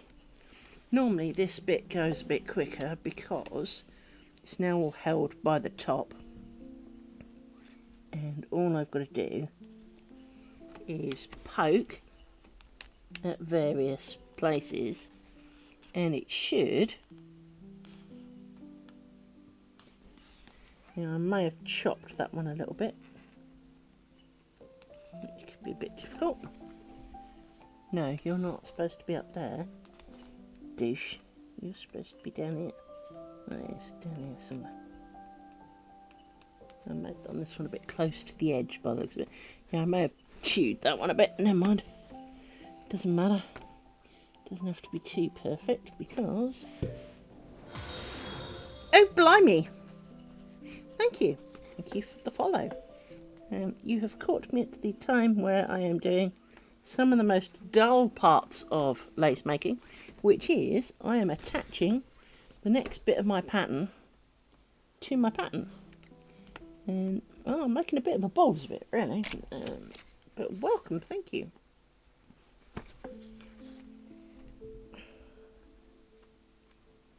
Now, as I was saying to the guys earlier,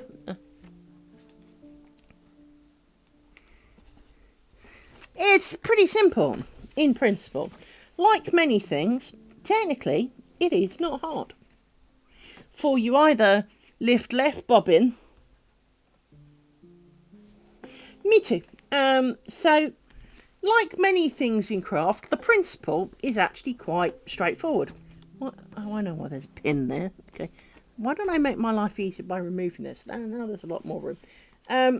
So, in principle, you either lift the left bobbin over the right one, or the right one over the left one.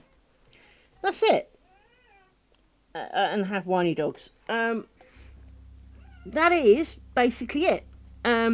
However, in practice, like all good things, it is far easier to stuff up than you can imagine. After all, you can... Yeah. I have whiny pit bulls too. I have Rory and Amy. Well, I say pit bulls. I have to be careful here in the UK. technically they're not pit bulls, but they might be pit bulls, but they're too small, so they don't technically meet the definition of a pit bull. Oh, Jesus Christ. But the whiniest you will hear is Amy. Hello, Amy. Yes, dear. Thank you, darling. Hello, Rory. I am aware that Amy is whiny because I have ears, you know. Hello. Oh, ow, eat. Sorry. Dog. Yes, trample. What? What in the name of sanity? Oh, hello, octopus.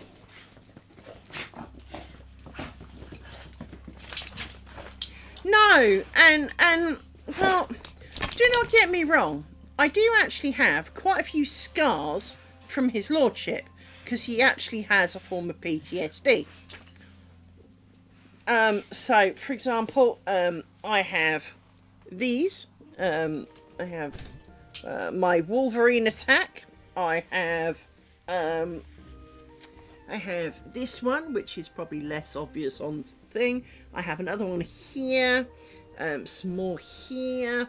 In short, but he didn't intend to harm me when he did it. He was asleep, except for the Wolverine ones. He was asleep and thought he was being attacked, which is his PTSD thing. Now, I am not excusing his PTSD thing, because I don't entirely know what happened. All I know is the repercussions thereof. In that he was found as the tiniest little being, as was she, because they're brother and sister. They were found as brothers. Exactly. Yes. Now, when he, to an extent, obviously, because he can't tell me, so, you know, I can only understand so much of it. But they were both found as tiny, tiny little beings. They were less than the width of a step when they were found. Now, and they were rescued at that point. They then stayed with people who cared for them in effectively a sheltery scenario, but they were looked after in a pen with a bunch of dogs of similar sizing. But Rory acts more like at the age of 5 he got thrust into long-term prison with all the ruffians, right? So there are a couple of parts of Rory that are off the menu. You cannot trim his claws. You just can't. Which is partly the reason I have the Wolverine ones, was because he gave me his paw, and I was kind of stroking his paw because I have tried to desensitize him to being touched, obviously, because, you know, no one really needs a mouthful of teeth as a result. And I thought I found a piece of mud on the back of one of his claws, so I picked at it. Yeah, that was the Wolverine. He didn't like that. And I really thought nothing of it, because it's a bit like, you know, if you find mud under your nails, you just kind of, yeah, no, he didn't like that. Amy, thank you, I'm talking. I am talking. The other thing is you can literally wiggle your toes no more than this at night, because maybe your foot's gone to sleep, if you touch his butt while he is asleep. The other things occur. Now, obviously, it's not always me that has triggered it. She has triggered it, maybe by wagging her tail or twitching a tail in the night. You almost don't see what starts it. All you know is that you wake up to a death battle going on overhead, right? And the number of times I put my arms up to protect my face, and well, quite successfully, because that's why the wounds are on my arms. And he's not been going for me. He has been going for her. But it's not her fault either. Now, occasionally, there's been a death battle and she thinking started it. So she is no saint either. Do not be going, oh, poor Amy. No. She started some of them. We had one we've had a death battle on stream. And I'm pinning him down because he's the one who ends up usually doing the damage.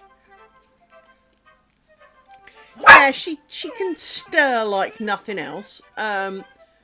So they're as bad as each other, and it is part of the joys of brother and sister, because brothers and sisters, just like humans, fight at only a level brother and sister would.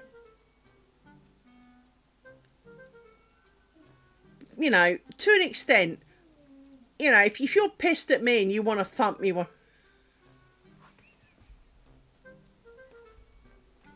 and you, and it's good to meet you, and I look forward to seeing you again. And yeah, I've got a Discord. Please put pictures of your dogs in Discord, because you know, if you feel you could to share them, because we'd all love to meet them. Well, I work from home too, so you've got my every understanding on that. But yeah, do join our Discord. Add pictures of your dogs. We would love to see them, because we're all family and friends here, sort of thing. Oh, we'd love to meet them. We'd definitely love to meet them. Big hugs to them, and hope you have a load of fun at work. Not. I don't know what you do, but I'm sure it's loads of fun. Not. It's probably not too bad. Most of us don't mind our jobs specifically. There are just times, you know? Right. So, let me...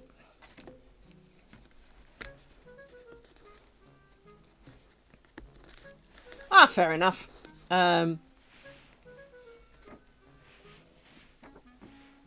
Fair enough. Yay, Mickey gets me came back. Yeah, I am server support for a company, so I fix back end crap. Well, only the operating system in theory, but in practice it's always more than that. So, hence I'm glad I wasn't at work this morning, because they had fun and I'd have been fixing it, and it's so not my job. It's not even my operating system, so you know. That's how bad that would have gone this morning. So, but I'd have fixed it, because that's what I do. And one more of these, just to kind of solidify matter. There we go.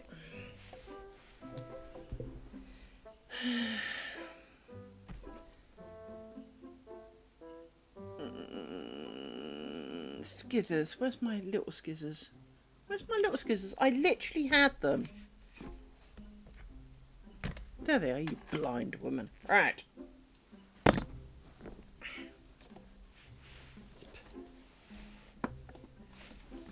You have donuts. Oh, you have donuts. Yeah, Amy. Mika Kitsme's got donuts. She's got dog nuts and we've not got any.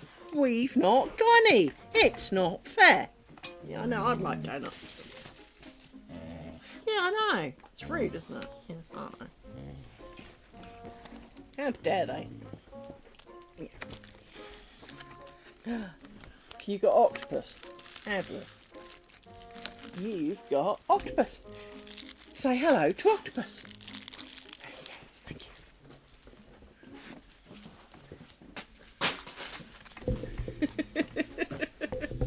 It does, but for some of us, that's okay. maybe they're gluten-free donuts. You don't know. You know, maybe Mitz Ketsme's got a gluten-free donut. Hello. Hello, Rory. Yes, you're very cute. I do love you. I do.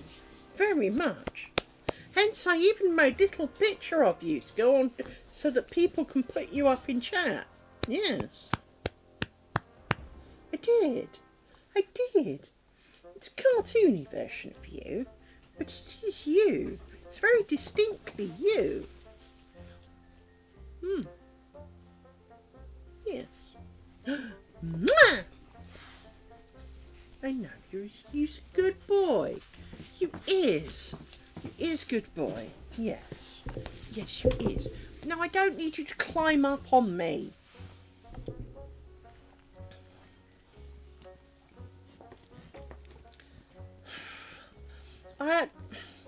I'm really lucky in that I've got a few things that I'll say disagree with me, but in terms of actual allergies, as far as I know, I only have 2. I used to have 3. Well, I used to have 2, but they were a different 2. Well, at least one of them was different. I used to be really allergic to cats. Now I'm not, which is a bit weird because I was savagely allergic to cats. Now I'm not. However, I'm now not allergic to cats, but I am now allergic to wasps instead. And do not think about this too hard. Copious amounts of salt and vinegar flavouring. But when I mean copious amounts, I'm talking like 15 family packs. Yeah, but I'm talking with the salt and vinegar flavouring. I can eat salt and vinegar crisps without a problem. The problem is when I get to about 15 family packs, then apparently I'm allergic to it. And the looks, because you know, if you've ever been to hospital and they kind of go, have you got any allergies? And you go, well, wasps. And they go, nah. And you go, and copious amounts of salt and vinegar flavouring. And they look at you and I go, about 15 family packs or more. And I go, but hopefully that's not likely to come up in surgery. And they went, no. But you can see them trying to work out how I found that out. The answer is because, yes, I ate that many in one sitting. Yes, I did. Because Sainsbury's don't do them anymore. There has been in the UK always a level of salt and vinegar maize sticks. So basically, stop licking my jumper, you miserable animal. Seriously, I don't know how you can't. But the sticks are about this long. They're about this wide, and they're kind of square. And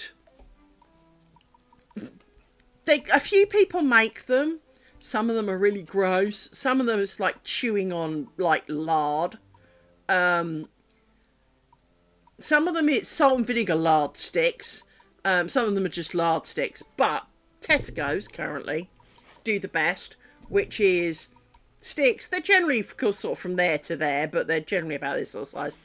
And they come in 150 gram packs.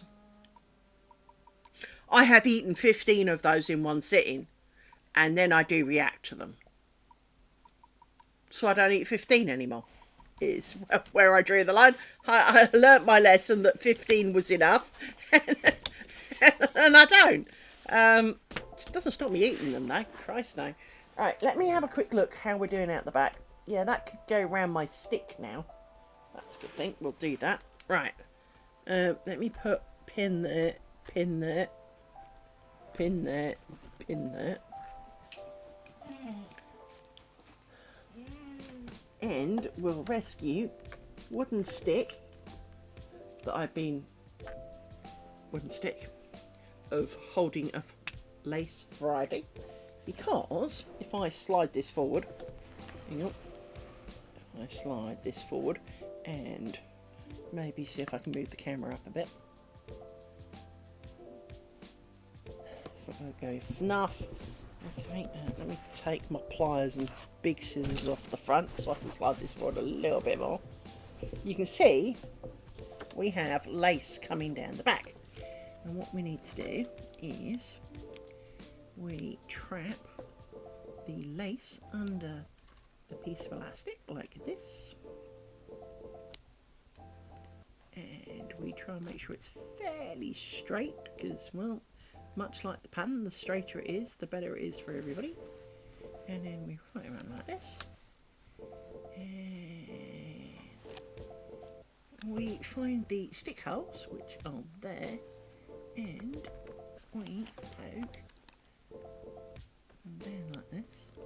This is finding the stick hole, there it is. To hold the lace. There we go. That's where they went. So I was wondering where that went. When the dog sensed something flying the other day, I was really worried that I couldn't find something. The answer is I've just found it, so that's good. Right, let me move the mat underneath my pillow a little bit, because That's shuffled forward. Right. There we go. So now we've got that tucked under there. That's good, because now I don't need the pins holding it down, because it's tucked under there. We've got the beyond times. I even sewed everything in the right place, which is which you may have noticed I didn't actually check, but I know it was the right places because the holes line up, so don't really need to.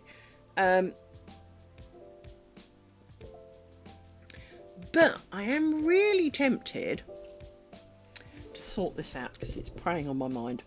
Because this was going so much better. Let me unpick this because it is preying on my mind. And I'm nearly done in the unpicking, by the way. So you can watch me how I unpick things. And if anyone does do tatting and can offer me better advice, I would technically love it, because I'm a bit of a cack-handed moron when it comes to tatting. It is not my best sport, shall we say. But what I have found is I put that back over my finger and I get the pokey end of this one, and the hardest parts are, for me, are definitely the rings, because you pull them pretty tight and then trying to get them to come undone again is hard going. But someone did suggest pulling on a bit near the picot, and I will say that did help. What isn't helping, of course, is the squiggles, because of course even though it's not actually been in this state for very long, the yarn has already kind of settled into its squiggle. But as you can see, hopefully, this is looking a lot neater. I mean, still not fucking perfect, but it is looking a lot neater than the other one. I also changed how the onions work, and originally I made the onions both layers purple because I liked it like that. But I decided this time I'd make it pink, because technically you can decide. Because you make the purple ring in the middle, which is definitely the pattern. Now, the pink ring on the outside, oh Jesus Christ, dogs, just sit still. The pink ring on the outside is what is in the pattern. But the truth of the matter is, when you've got two threads, you can easily swap which one is the one that's making the stitch and which one is, just by having, I mean, as you can see from here, if I wanted to swap them, all I really need to do is make this one the one on my finger and the purple one in my hand, and now they'll come out the other way around. So if you want it to be purple, you can make it purple. If you don't want it to be purple, you don't have to make it purple. You can make it pink. So I thought the onions would look better in one colour, and to an extent, it's not an untrue thing. But in terms of trying to make this neater, I thought that it would help with the tension at the bottom of the onion if I followed the instructions. After all, this is very me. I'm still shit at it, but I'm already experimenting. And, well, as I say, undoing the straight line bits is generally a lot easier. I know they're called chains, by the way, but the straight line bits, just because you didn't pull it anywhere near as tight as you do a ring. Therefore, it is a bit easier to poke and prod and separate a bit and slide it out. So that's what we're doing. But it does seem to end up very, very twisted. To the point it feels like there's a knot, but there isn't.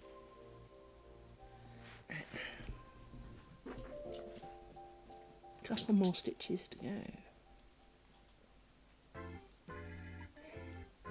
See, this shouldn't be quite so so twiddly, because it was the core thread of the chain. The purple should be the twisty bit, so because it's the one doing all the stitches. But it's like knitting.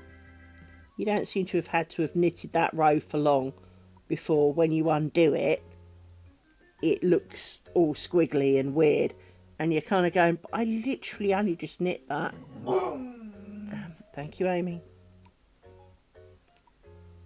But yeah, at some point, Mr. Amazon should be knocking on the door. Actually, let me check what time he says he's knocking on the door. If it says delivered already, I shall be mad.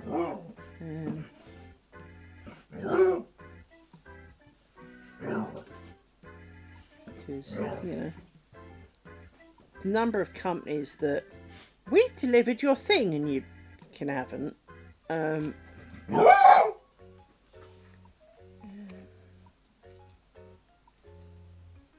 Arriving between 2:45 and 5:45. Well, it's already 6:22, so... sorry, 4:22. So, mind you, I got a great couple of text messages the other day. It was about 2 o'clock in the morning. Ping goes my phone. There is a power cut in your area. We expect it to be restored by 8 p.m. last night. So, like 5 hours ago. Okay. Well, it's 1 o'clock now, and I haven't had a power cut, which is actually quite surprising, but I haven't had the magic power cut that you think I have. But at the same time, that was about 5 hours ago, and just as I was bitching to my co-worker, who was in America at the time, so was on different hours and was awake, I got another text message. Power was restored at 1:05. Well, that was still after when you sent it, though.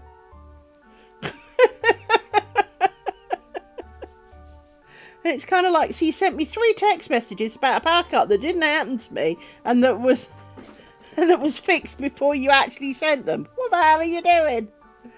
Right, let me check. 1, 2, 3, 4, 5. Yay! Now,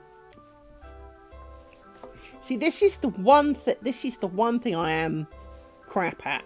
Well, crappiest at, I think is the words I'm after, is remembering to join things. I get the number counts right, and I do the pattern.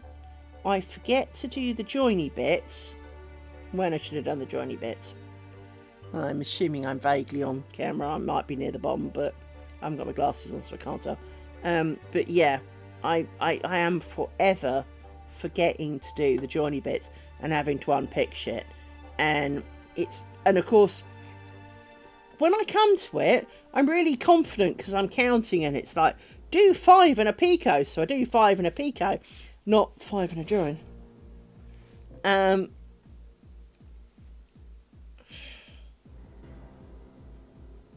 So I'm very good at that. Exceptionally good at that.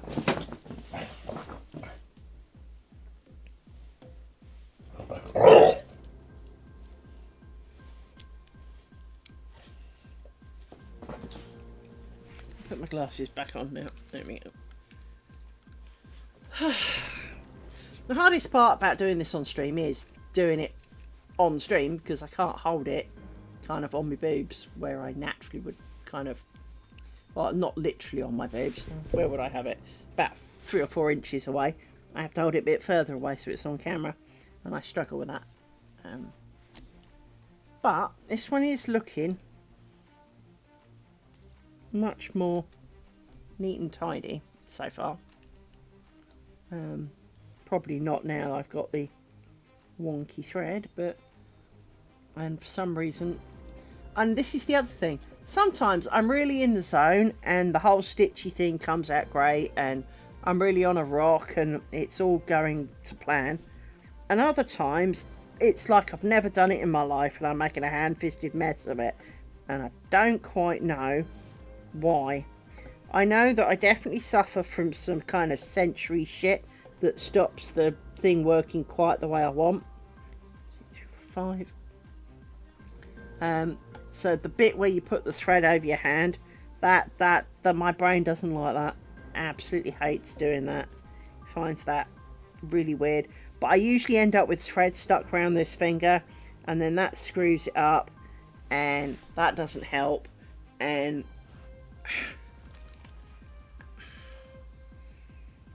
so yeah, Hello, Amy. Are you being a puppy? Are you? Are you? Hello, little Amy. Ah! Ah! Yes, that was the dog headbutting it, not me. Hello. Hello. You know today's Nugget Day, don't you? It is Nugget Day today. It is Nugget Day. And I am hungry. Mummy's hungry. So we will not be waiting long to order food. No. Mummy wants her food. Now, while I don't have nuggets today, you have nuggets today. I often have burgers today and nachos. I'm feeling that we need to ask the nice people.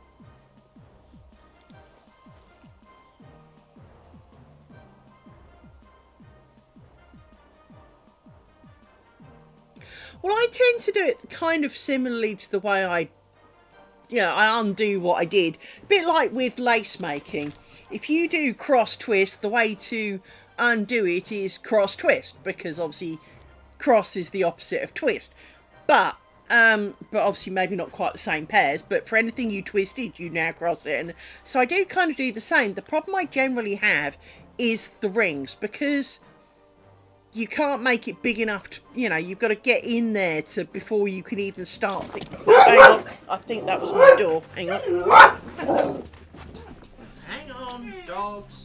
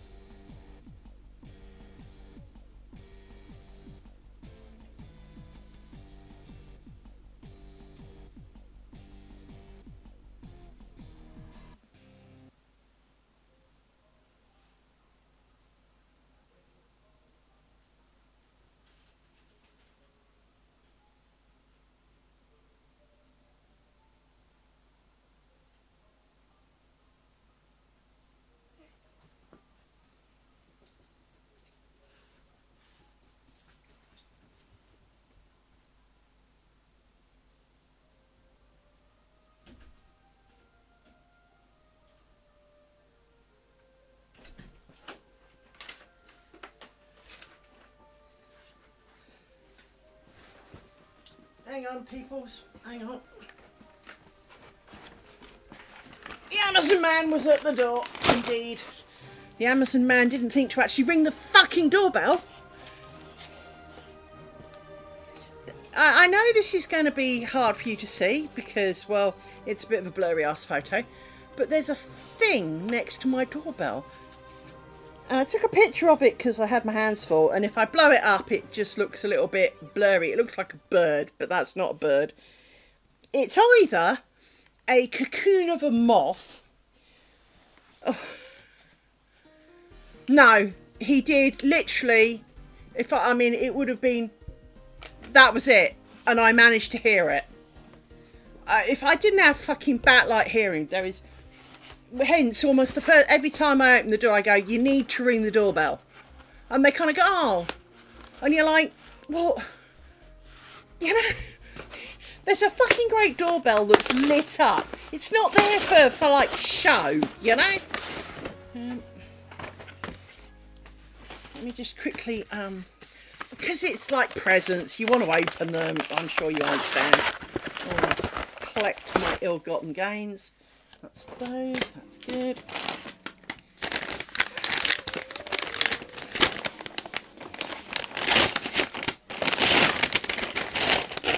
So what's in here? That's that bit, and one of those.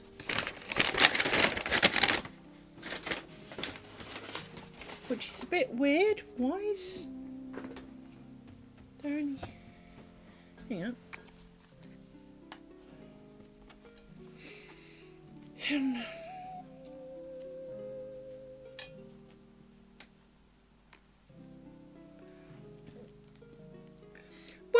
can do, and don't get me wrong, there is actually another parcel to come. I'm pretty sure of it. Because that's the keyboard. So there is actually another parcel to come. And, well, there's basically a green one of these. So I know this looks a bit pink on camera, but it's actually like proper Christmas red. There's a green one to come. So, put that down there. My new fancy keyboard.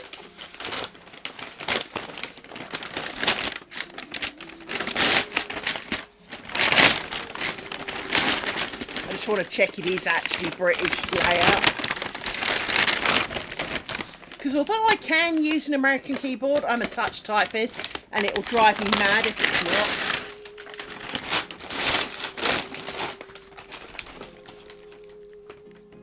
I don't know, the picture on the front isn't British, which is always a bad sign. Let me quickly look.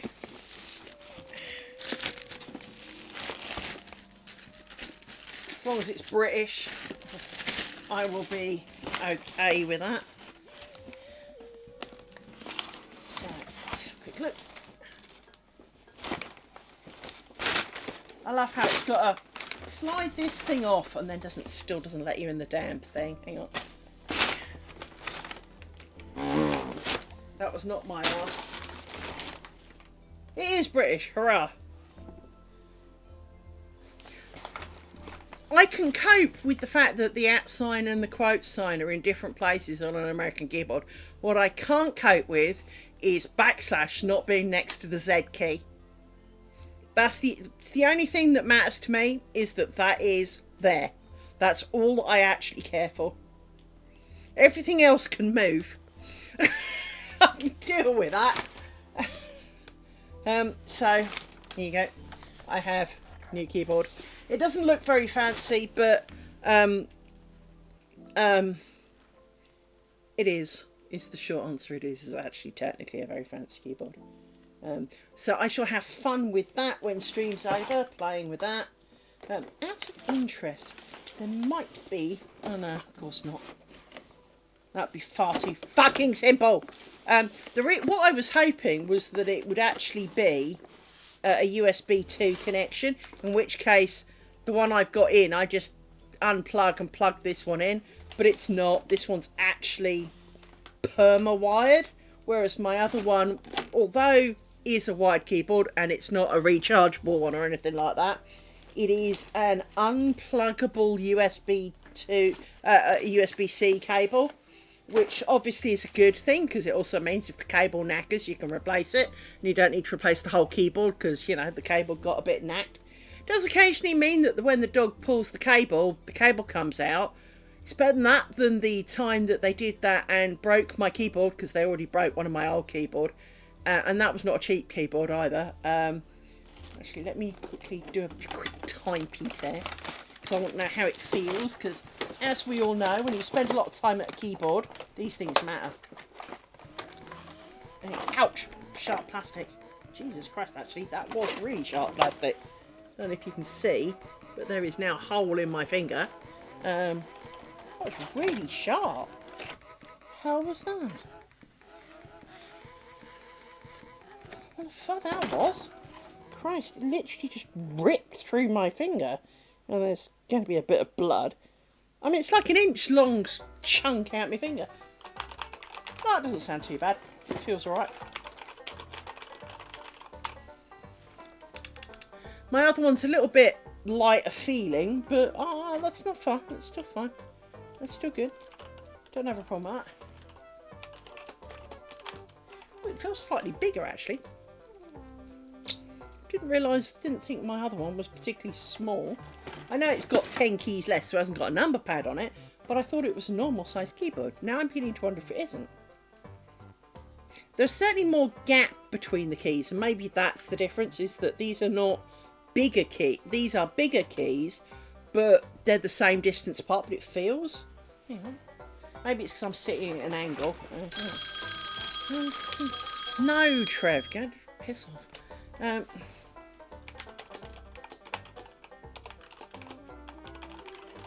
don't know, maybe not. Maybe it's about the same.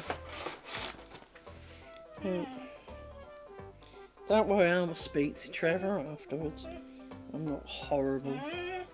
Well, I am, but I can be. It's in, you know, we all have it within us. Yeah, my finger's really quite sore.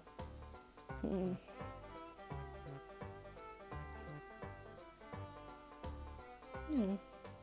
There is element of blood. Not a lot. I mean, not that, you know, you can barely see it. So, but there was enough to take a chunk out of me. There's DNA on it now, that's for sure. Anyway, and it's in an awkward position because of where it is. That's part of the problem. Right, so I now have new shiny keyboard. Hooray. And don't tell me, Trev's writing to complain that I bought Trev was phoning to complain that I bought a keyboard and that I could have just asked him for a spare one of his. And it's like, no bitch, I wanted a good keyboard. I didn't want someone to cast off. I wanted a decent one. Because I spend enough time at it. Christ, I spend more time at my keyboards than he does. But that's again because I work from home. So I am always in front of this keyboard, so I'm going to like it, really. I don't use it for work, funnily enough. I might use the other one for work, actually. That might be an answer to that. Use it for work. But then that will also have enough issues. But that one's also got a USB port on it, and I also got a new mouse, which is a weighted mouse. Now, my biggest complaint about most mice in this world is that they're really light.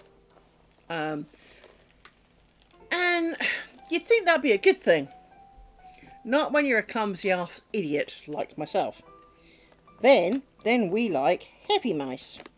We like mice that stay still and don't move each time the mouse farts 20 miles away. So I quite like heavy mice. And this is tunable and you attach weights on it. So I will be attaching weights on it because, well, that's a thing. And I don't even have to try it before I attach the weights to it. I will be attaching weights to it. So, for example, it has 3 weights, look, that you can attach to it. And they lift up like that. So, on the bottom of the mouse are 3 holes. And you get 3 screwy things. And let's try and sort this cable out because, well, that's going to be a problem. Cable. Right. Plastic things.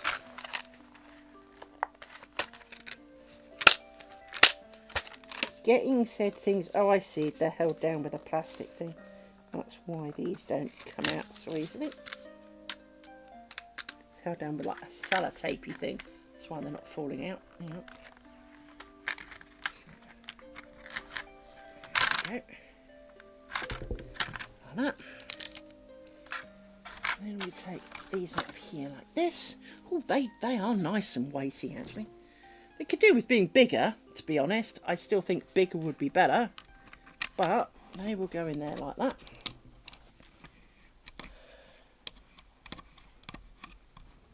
This one's come up, and this one will go in there like that. And yeah, then. To be honest, you could probably add half a kilo to this, and I still wouldn't object. So, you know, I do like a somewhat heavy-handed approach. I need something with a bit of a lip to it. This will probably do. Who needs a screwdriver when you've got a plastic bobbin? Alright.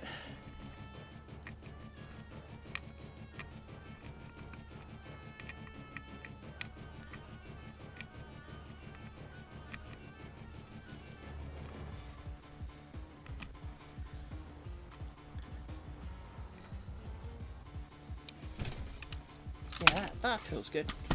Still quite light.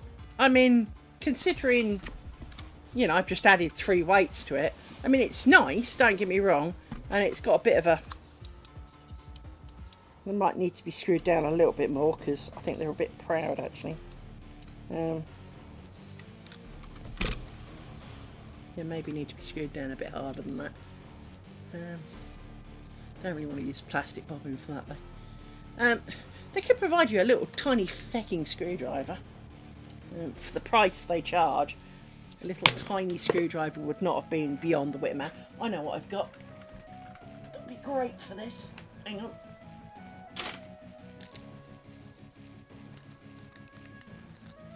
Ta-da! The end of this, I think. Yep. There we go. And being metal, I can put far more effort into it and make them flat now. There we go. Make them flush with the rest of the mouse. Because, you know, that's a good plan. Like that. That's better.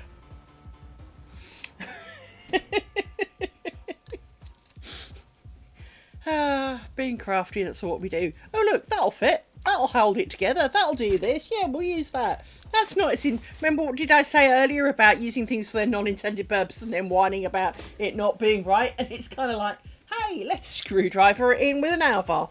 Yeah, that's actually cool. That feels quite nice. It's a bit bigger than my last mouse, but that's not a problem. Yeah, it's quite clicky. It's got a little weird red button on the side. It's got wing for some reason, for my thumb.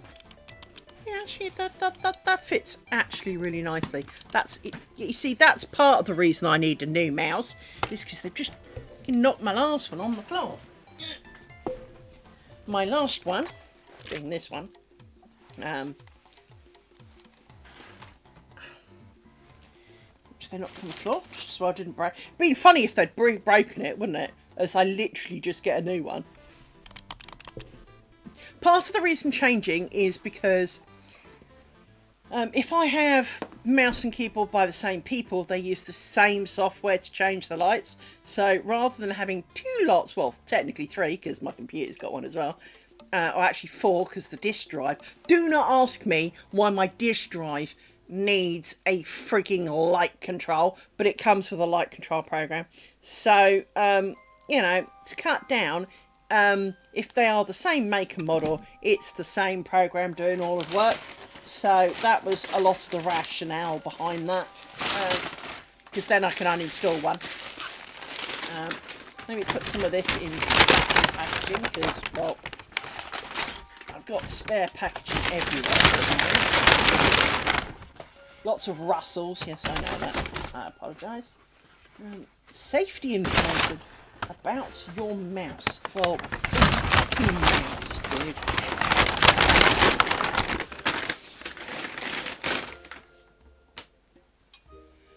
Well,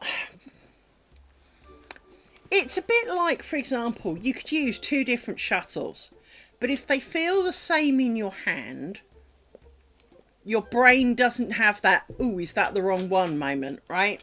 It's my mouse has also had issues. I've already blown one mouse, right? This one has not started doing that yet, but I think it did have a fart the other day, so was in imminent potential line of failure. What would happen, so the last one died in that it would go, you'd be in the middle of doing, you know, doing click, click, click, click, click, and it would go, dee-doop, and it would be unplugged, but you haven't unplugged it, and it wasn't the cable, it wasn't loose, you couldn't wiggle it. The only way to sort it out was to unplug it from the machine and plug it back in again, and it was something internal, and this one did do something similar the other day, so I've got a feeling it's died. But the reason I want a new keyboard is because I want to go back to having a keypad on the end, and this one doesn't have a keypad on the end. And I could have bought a keypad, but then that'd be even more shit to have plugged in my machine, and it's kind of full of sockets.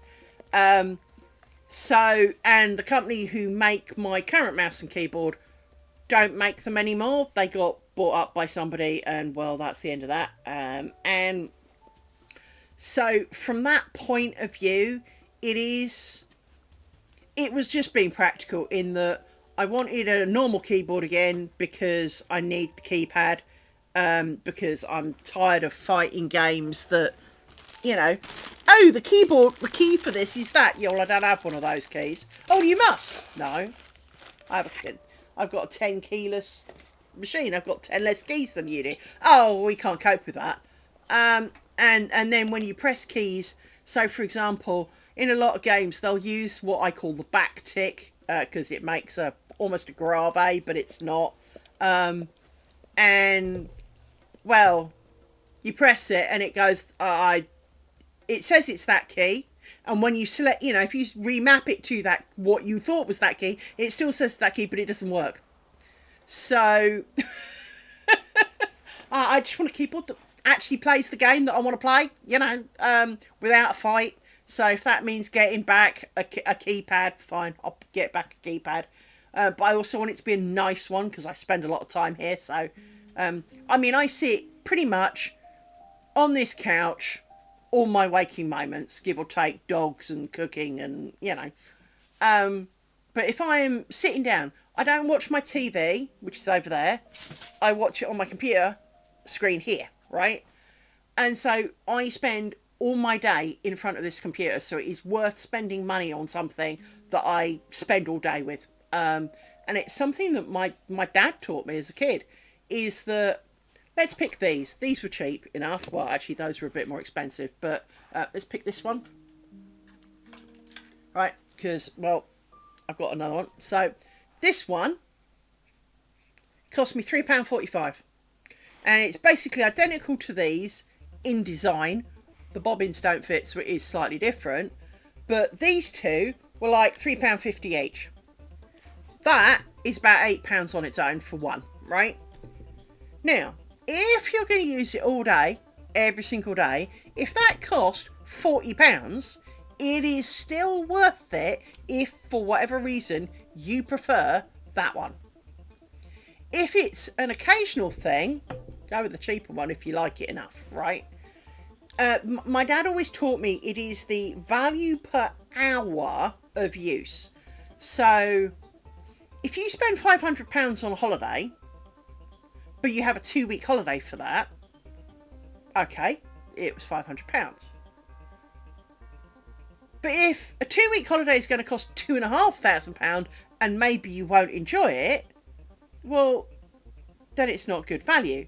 But it could be £2,500, but you could have a 5-day holiday at £500, which you'll hate, and a £2,000 2-week holiday. The £2,000 holiday is better because A, you'll enjoy it, but you know, it's that kind of thing. It is the cost per use. It is the, you know, think of it as cost per use. If you've got a really expensive sewing machine, but all you do all day is sew, it pays for itself. Because the shit one would die in 3 months and you'll be buying them every, you know, if every 3 months you've got to buy a new one, it's going to cost you more in the long run. If it doesn't do a good enough job, if you're going to end up redoing it, like I end up unpicking my tatting, right? If every time you're going to do it, you're going to have to undo and redo it because the tool does a bad job, well, then it's not the right tool. Even though it can do the job, it's not the right tool for the job. And comfort and all of these things all matter. So a weighted mouse, because I like weighted mice, this mouse is nicer to me than the one I had. In terms of look, maybe not so much. But I'm not looking at it quite. How my mouse looks, how it feels, and how the keyboard types is almost more important than how it looks. I don't really care if it can light up and, you know, draw my name in the sky. If it doesn't feel comfortable, you know, if the £5 keyboard felt better than a £100 keyboard, then it's the right one for the job. If the £500 keyboard feels better than the £5 keyboard, it might be the right one for the job because I use it so much. So it is kind of weird and it's not for everybody. But it was something that I'd seen coming for a while, and basically its time was up. I needed a keyboard that had a full keyboard, and for my computer OCD, because not that I hugely have OCD, but why have 5 fucking colour apps when you only need the one? So, where's the other bit of this? Oh, it's over there. That's right. It's the other thing that got delivered. So, yeah. I quite like this. It's got a nice. Ooh, that feels good. That feels weird. I'm going to spend a lot of time groping this cable because how do I explain it? It's spongy. There's clearly a really thin cable in the middle, but there's this the knitted outside. So some cables, as you know, have like a knitted outside, but it's spongy. It's not just a hard knitted cable like, for example, where is it? I thought I had hold of it a minute ago. There it is. So this cable's really stiff. This is my an iPhone charger, but this is really hard. It's hard plastic. You know, you can sculpt with this thing. It's really annoying actually. Whereas this is very pliable. This is soft and squishy and kind of weird. It's that. Ooh, that's like we were saying earlier about how it wasn't how you expected it. It's, as I said, if you picked up a cup of Coke and it was hot, ooh. It's not that necessarily it would taste funny or it's bad, but it's not what you're expecting. And I looked at this and I wasn't expecting it to be spongy. It's really weird, but it is really soft and spongy.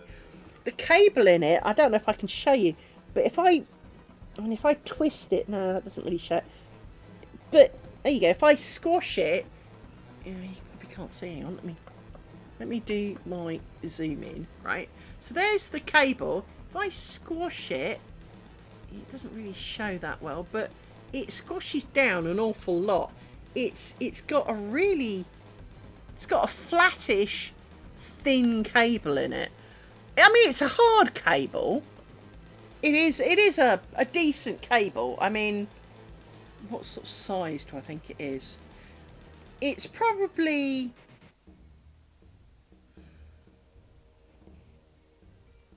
size 8 crochet thread. You know, I'm talking to crafters. It's probably about size 8 crochet thread, maybe a size 5, somewhere around about there. It's certainly about 8/4 cotton kind of size.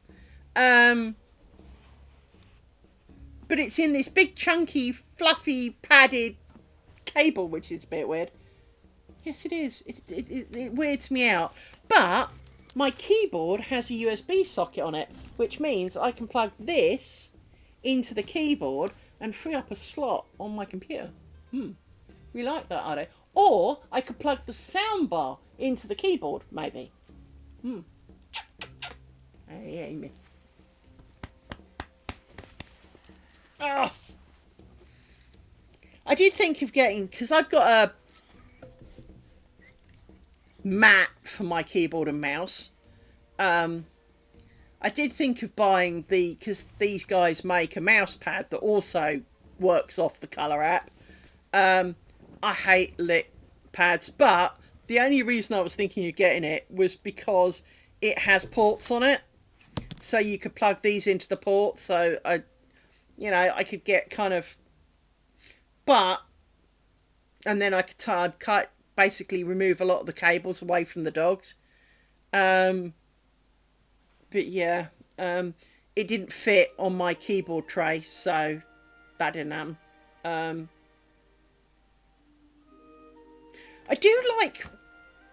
I have a form of klepto. I do have a form of kleptomania in that, like yarns and things, I do like things, but I do like sets of things. So if things have a set of tools, I kind of want the tools to match. It doesn't matter. There are times that tools should not match, and hi-fi is one of them, right? Hi-fi is distinctly very much one area of your life where you do not want all your parts made by the same company. Ever. As a hint, right? Bang & Olufsen make great speakers. They do not make great anything else. They know how to charge for everything else, but they don't make great. anything else. It's a bit like if Mercedes made a cooker. They may make good quality cars, but who says they make great cookers, right?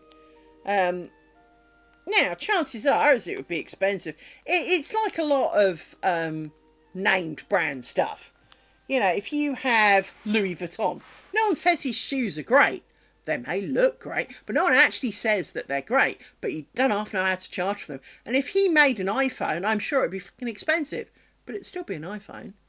And although iPhones are expensive, but, you know, you wouldn't pay 10 grand for it because it's got Louis Vuitton in it. Well, someone bloody would. But it wouldn't, just because he's got his name on it, doesn't make it better because it's the same phone on the inside. So there is a, you know, it is that kind of principle. There are times to pay and times not to pay. And because I spend so much time in front of a keyboard, even if my keyboard had cost me £500, it's still cheap. The amount per minute or hour, well, the you know, is less than a penny. I spent so many hours. I mean, if you think, I easily spend, well, on a normal work day, I'm up by 8 o'clock and sitting in front of it. I will not go to bed till 1 in the morning. So you're talking the best part of, what? So that's 12, 13, 14, 15, 16, 17 hours a day in front of that keyboard. 365 days of the year, because, you know, it's not like I only use it. I don't use, you know, I'm using it during work hours as well as my own hours. So, and so I use it during, you've wrote that up, haven't you? I better go and sort that out later. You know, I use it Christmas Day, New Year's Day, birthday, normal day, whatever. So 365 days a year. If that thing, even if it doesn't last me a year, which it almost certainly will last more than a year, even if it only lasted 1 year,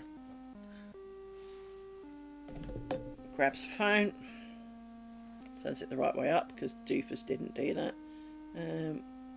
So 17 times 365. That's 6,205 hours, right? So if I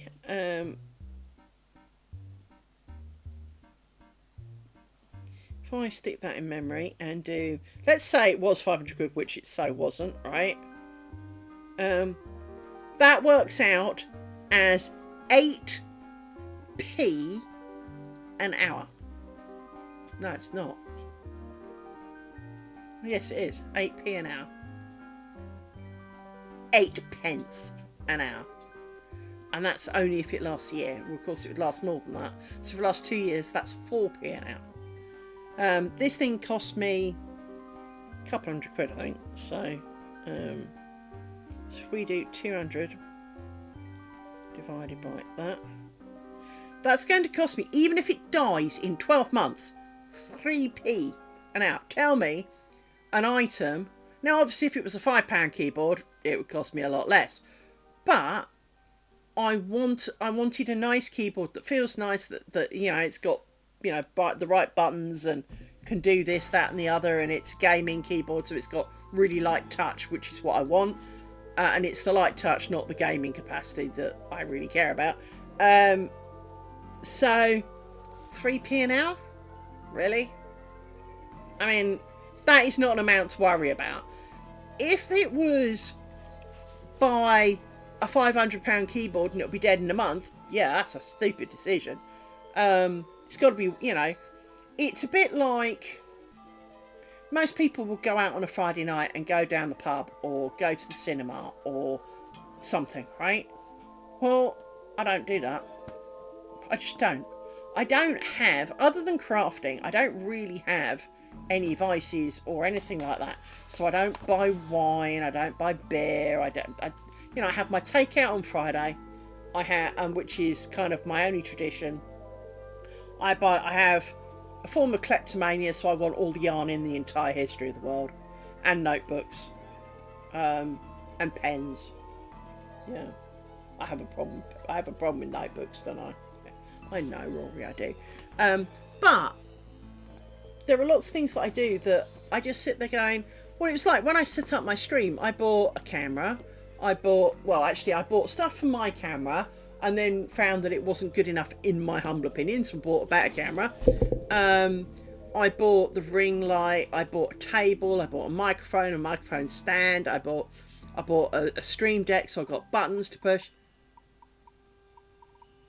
You know, while Twitch has given me a few quid, literally a few quid, it hasn't even paid for any of those, and I don't expect it to. It's, you know, it's how I chose to spend my money. I have some disposable income that is not gone in bills. I live alone. I have no one else to report to, no one else to think about. My bills are covered, and as long as my bills are covered, it's up to me what I do with my money. And I chose to buy me a new keyboard and mouse yesterday, so I did. And I don't mean that in a horrible, dismissive way, because I know not everyone else has that luxury necessarily. But I also view the amount of time that I spend in it as a wise choice. It's not like I bought a dress I'm never going to wear. It's not like I bought shoes or a handbag I'm not going to use, because I don't even own a handbag, right? No, I don't. I must be one of the few women I know there are more than one of us, but must be one of the few women who A, hate shopping, and B, hate handbags. You know, it's a very small subset of the world. But, so I don't wear makeup, I don't go down hairdressers. You know, there's lots of ways where money other people would have had to budget for, I don't. So I have some disposable income. And yeah, I've got me a new shiny mouse, which I will plug in, and a new keyboard. And I will uninstall my old colour changing software, because I don't need it no more, and install the new one, and set it to a non-ugly colour. Currently, as you saw, it's of a teal colour. I don't know why. I don't know why I picked teal. I normally like the electric blue that you get with computers. I do like a good electric blue. But the teal was a good colour for some reason for me. My last keyboard, the colours in the colour system were not actually that accurate. And maybe these will be better. Who knows, right? It does do a lot more lighting, and I'm sure I'm going to be turning an awful lot of the lighting off because I don't need a fucking disco ball as a keyboard. Because my current one will do things like breathing. So you press a key and it will like ripple out, or it can kind of pulse and do waves and multicolours. And no, I want a colour. A colour. The one thing I will say that is quite good is, depending on some of the games that you play, is you can darken all the keys that you don't use as by default during the game and light up only the ones that you do. So your peripheral vision catches the ones that are lit, which can be quite good, and you can colour code them into, like, this is movement, this is spells, or whatever, because I do tend to play Might and Magic kind of games. So I shall be doing that. That's me. I'm going to order us some nosh, kitty kids, and then and plug in my keyboard and see how all that goes. Because one of the other things is that my computer did a BIOS update last night, and my computer has a bit of a problem, and it could be the mouse and keyboard. I'm not sure that it is, but you do have to unplug the mouse and keyboard or it doesn't work. If you go into the BIOS for any reason, even if it's just to look and come out, it goes to do a reboot and it will just sit there. The lights will come on, but that will be it. It doesn't do anything else. So you have to unplug everything and then turn it on, and then it will boot up and go, oh, I've got a mouse and keyboard. Then you plug everything back in and it's fine. And I can turn it off and turn it on as much as I like. That boots. It's only when you've been in the BIOS. So I do wonder if that is the keyboard or mouse maybe having a bit of a... So we shall... Ow! That's your claws in my leg, woman. Don't you chomp at me. Do not chomp at me with those teeth, young lady. Yes, you're getting a hug. Why don't you lie down? Oops, nose. Oh, there we go. Oh, little miss. You are loved. You truly are. But you're also a pain in the ass. You are. Christy says hello. She does. All the way from Africa. It's a long way. I know you thought you came a long way to get here, but that's even longer. Yes. Oh, squirm, trample, claw. Oh, I want a big hug. Oh. It's not like you to ask for a hug like this. No. Holy crap, what have you been eating? You've been eating things of dung again, Amy. I do love you, but your breath stinks, darling. I'll have a look at your teeth again in a minute. I know you hate it, but there's nothing wrong with them. You just have a bit of a honky face because you've been eating something. Probably because you're hungry too. Yes. She's doing the little kid on the lap thing, where they sit and they put like their paws round each side of your neck and give you a hug. She doesn't normally do this, which is, well, so I don't want to discourage her because, you know, she's normally a bit of a blue smarty animal and doesn't kind of sit still long enough. So don't get me wrong, she is still occasionally squirming, but she wants a hug, so she can have one, don't you? Because you obviously think you need it, and that's okay. It is. I'm sorry my lap's not big enough. Is that the problem?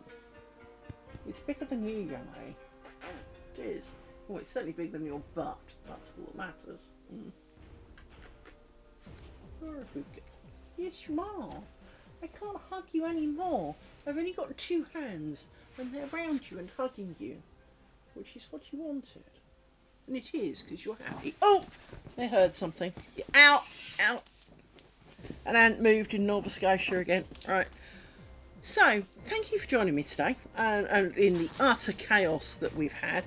And I know that all I've really achieved is pricking holes in there and unpicking this and fixing the bit that I'd done and kind of getting sidetracked by Amazon Man. Well, new things. New toys. We all like a good new toy moment, right? But yeah, part of the problem I have with tatting on stream again is the holding of thing and because I can't use the weight of the shuttle really to hold it still. But where am I at? Have I done 6 yet? 2, 4, 6. Yes, I have. So I need to do a peek. Yeah. But yes, thank you for coming to join me today. We will hopefully be back tomorrow evening.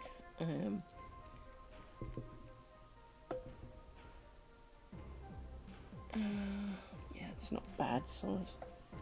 I'm not very good at getting a very good even size of picot, especially not when the yarn's gone all squiggly. But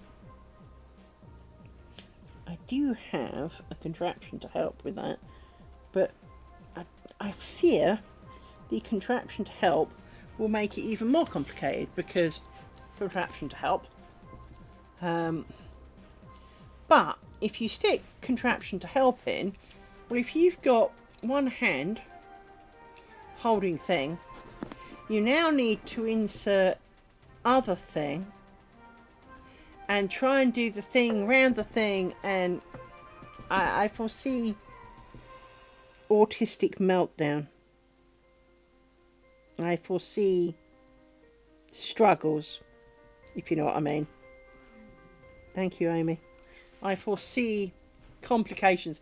It's something that would be useful because it would regulate them all into a beautiful size and keep them all good and all of that kind of moment.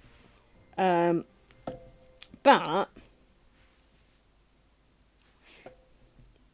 well, hey, technically, so I've got that one. No, as I said, for me, I fear that it would complicate it rather than make it better. The reason I'm rummaging through this is I have these, which I looped together because I didn't want to lose them. But again, picot gauge, which is all well and good. And you think about it, you go, right, you know, because it's the same size as one of those, right? But if I wanted to do a picot, which I'm about to do actually, so hang on, 2, 4, 5, I need another one before I do my picot, hang on. let's sort this out and I'll show you what I mean. So let me do another stitch. Hang on, that's the right way around.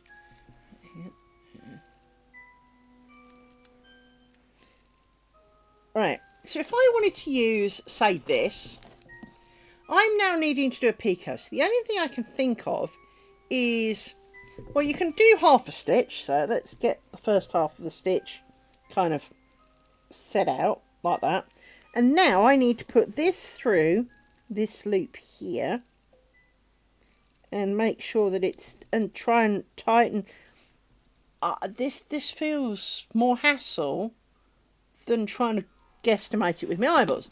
Now this possibly slightly better because I can put it between my fingers, because obviously I'd take it off the thing, put it between my fingers, tug it nice and tight, and this has, I think, more potential than this. But because I'm a beginner and I wanted to make sure they were all nice and tight, I got both because I didn't know which I'd get on with, because they're not exactly expensive things. But this feels far too cumbersome, because to try and hold it, the shuttle, and still dick around with the other shuttle, I've got enough going on without this. At least these, you know, you pick whichever size it is. So let's say I pick this one. You can hold it between your fingers where the join of the thread last was to, whereas that you can't really. So you can't, I mean you can, but it's kind of a bit more awkward. So I don't know that this is going to be. Now I think for needle tatting this is possibly easier.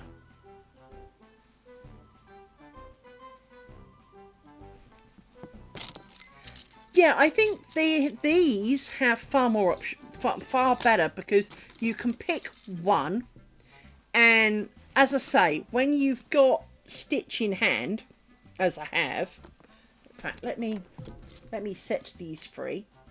Hang on, set them free. Right, here we go. Let's pick a size. So that one looks about right to me. So that looks like the size that I would fancy. All right, because I quite like small picots for usage picots rather than decorative picots. I quite like small, right? So let me weigh up my shuttle again to where it should be, like that. So if I'm about to do my picot, I can put it in now, so I can slide it between my two fingers. It is far more manageable because I can put it in and I can still go about, and I can now tighten up almost without looking, because it's round my fingers kind of, and my fingers are all neatly together, and you know, give it a bit of a tug and go on. If I take this out and slide it up a bit just so it's out of the way, and I'm trying to hold this, because bear in mind you have to insert it up to the number of things that you want, and I want the first one, so I've got to hold it there, and now you've only got this tiny little bit at the bottom that you're using of this really big device, and to me it's a bit unwieldy. But I've seen lots of people on YouTube using this type and they make it look really simple. So it's possibly a brain thing. Like everything, we all know that some people like metal knitting needles, some people like wooden knitting needles, some people like plastic knitting needles. They're all fucking knitting needles. Oh, and carbon knitting needles, right? Well, this is a plastic thing. These are primarily plastic, except for the two smallish ones that have got slightly metal ends to them. But to me, this is also a lot easier. If you were going to, again, if you were carrying it around, this is a big thing to carry. I mean, as I say, I can see that maybe needle tatting, this works because you slide it down a needle, almost use it like a ruler, right? And that trying to hold this with a needle and slide, but even this still feels like it would be a better option. What you really need now is a mini climbers thing, so you can pop them on and off and keep them on a loop so that you don't lose any and all the rest of it. But I definitely think these are far more practical, and they've got numbers on, which is the width of the picot. So that's 1, that's 2, this will be 3, which is why I picked it up in the first place. Yeah, 3, because I think that's a 3mm picot. Actually, this is metric. Sorry, this is imperial, so it's all in freedom units. But you know, these are by Clover. This is a Lasses. So personally, I feel these. So if you wanted to do, you know, functional picots, as in purely joining and fairly invisible, you might go with 2 or 3. And then if you wanted a decorative one, you might pick, you know, a bigger one at say 7 or 5. But now you can guarantee they'll all be the same size. But you only need to take the ones you need with you. You can put these away. So I do kind of like the... and I think, like everything, like I said about the hexagons earlier, I do think that in part you would get used once you've done a number of them. So let's say you decided to go with 5 as your picot, right? After a while, your eyes would get used to how that looks, and you don't need this anymore. But until then, these are to assist you in getting it right. Almost like putting marks on your finger. If when you've got your stitches in your hand, I know I've got half a stitch going on, so let's undo that. Hang on. There it goes round that way. Right. So if when you've got this in your hand and you've got, you know, one under a bit of tension and one's your worker, it's almost the equivalent of having, well, I know I need it to go to this, you know, this to this spot on my finger is the distance of my picot. It's no different to that. But I do think you would this just, I think, is... I do like the fact that it's got a needle gauge on it for tatting needles and a bit of a ruler and all of that. So from that point of view, yes, it's really good.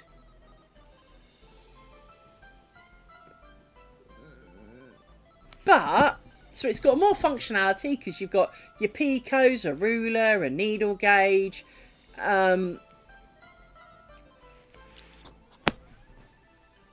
But this possibly singular use has more practical term because it is better at its one job than that is at doing many jobs.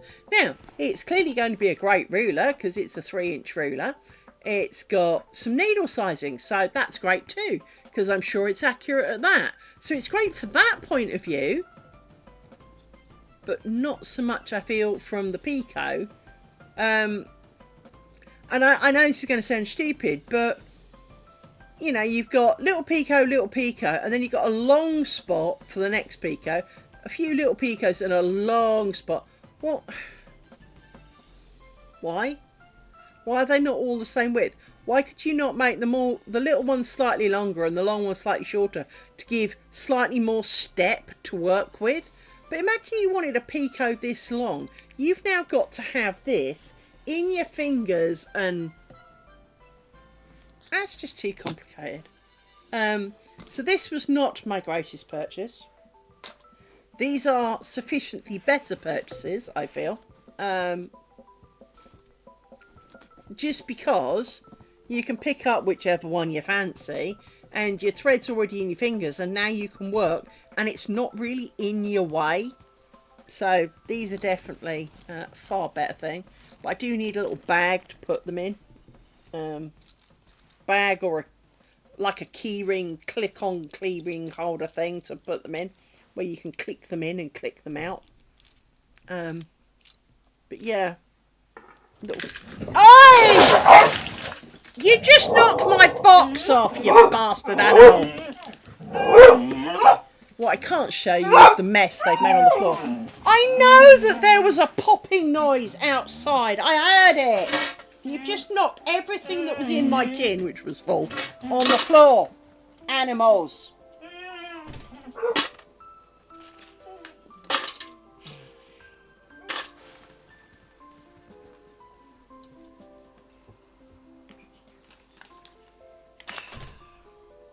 Puppies. It's amazing how far travels when they knock stuff off as well.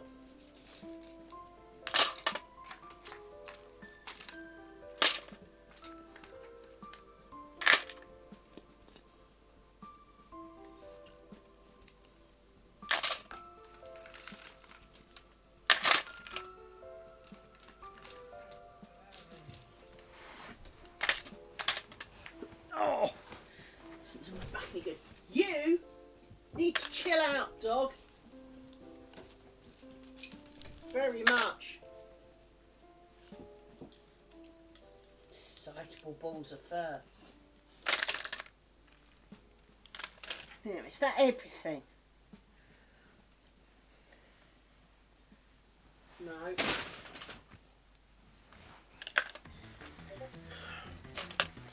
This entire pot was on the floor because certain fur bags sent it flying.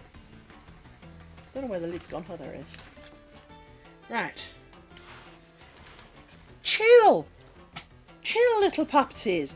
I mean, people exist outside our house and do weird things. We let them because they're not coming in the house. Okay? Silly dogs. Right. But it's definitely time to order nuggets, isn't it? Yes, it is. It is nugget time. It's 5:30. Yes. So, thank you for joining me today. I shall be back, with any luck, tomorrow evening. I'm suddenly really glad that I put my Pico things in the top of my ear thing, rather than... No! It is not her fault that someone outside made a pop noise. Rory. That's him, by the way. That's him, Bud. It's unusual to hear him, but that's him, Bud. It's alright, kitty kids. Tis. They're allowed. They are. Yes, they are. Yes, they are. Problem is quite often he goes to bite at her and tell her off for someone outside making noise. And it's like, it's clearly not her. She's behind you and the noise was in front of you. So, yeah. It's alright, little puppies. It's okay. Oh, they are. Gobby is possibly a better word for it. Yes, you are. Moody little gobby dogs. Yes, you are. Did you just say that to me? Amy, did you say that to me?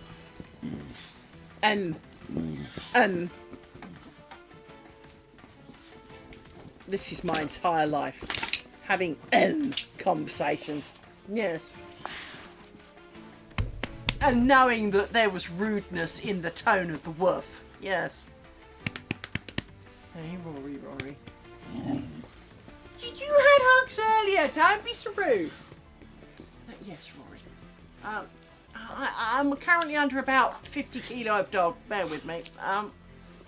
But yes, I will be back tomorrow. No, don't bite my hand. She's not hurting my hand. She just uses her teeth. But I tell her she's biting it. Because she is. If it's got teeths in it, that's a bite it is. Why are you holding my hand? Why? That's got teeth in it. Ow. Darling. Ow! Slightly less squeeze on that, if you don't mind, please. I know you're excited. It's a good girl. You are. You can be. Now you've let go, you're a good girl, aren't you? Yes, you are. You're not. We will. There will be. There will be. There will. I promise. It is Nugget Day. It is. It is Nugget Day. And I don't have to work next week. So, I won't be telling you to shut up because I'm in a meeting. No. might be playing some games and doing some crafting, but you can interrupt me because there won't be people expecting me to fix things. No.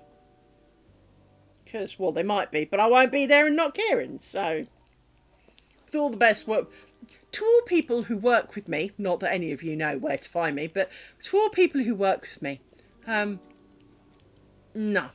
I'm on holiday now. No, I don't care. Although, I did laugh to hear that the system broke this morning. Yeah, I thought that was funny. And apparently it still wasn't working by the time my co-worker left at 12, so... Shame.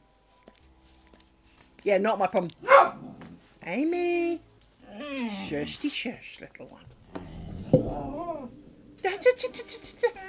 Rudeness! Rudeness!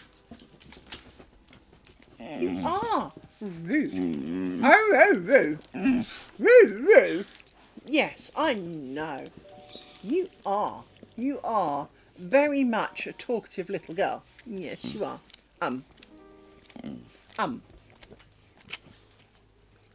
Yes, you are. You are a talkative little girl. And I'm not sure all of those words are good. No. I am, in fact, pretty confident some of them are not. Yes. For I don't actually speak dog.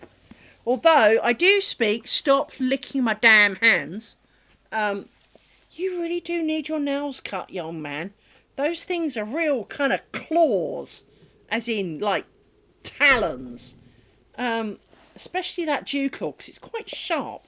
But you won't let me anywhere near it with anything cuttable, so... yeah. And they won't do the scratch to get a biscuit out of the thing behind the sandpaper either. Because I tried that. They just looked at it with, what the fuck's that? So, yeah. Even though I put food behind it, you still didn't want to play, did you? I even put peanut butter, doggy peanut butter, but I still put peanut butter behind it, and you still didn't want to play, did you? No. No, you didn't like the sandpaper thing. Because that would have been good, because at least that would have ground your claws down a bit more. Anyway, time to go. Hungry. See you tomorrow. Be good. Be safe. It's for those of you in cold, dark, miserable areas in the evening, look after yourself. For those of you currently having summer, can I come live with you?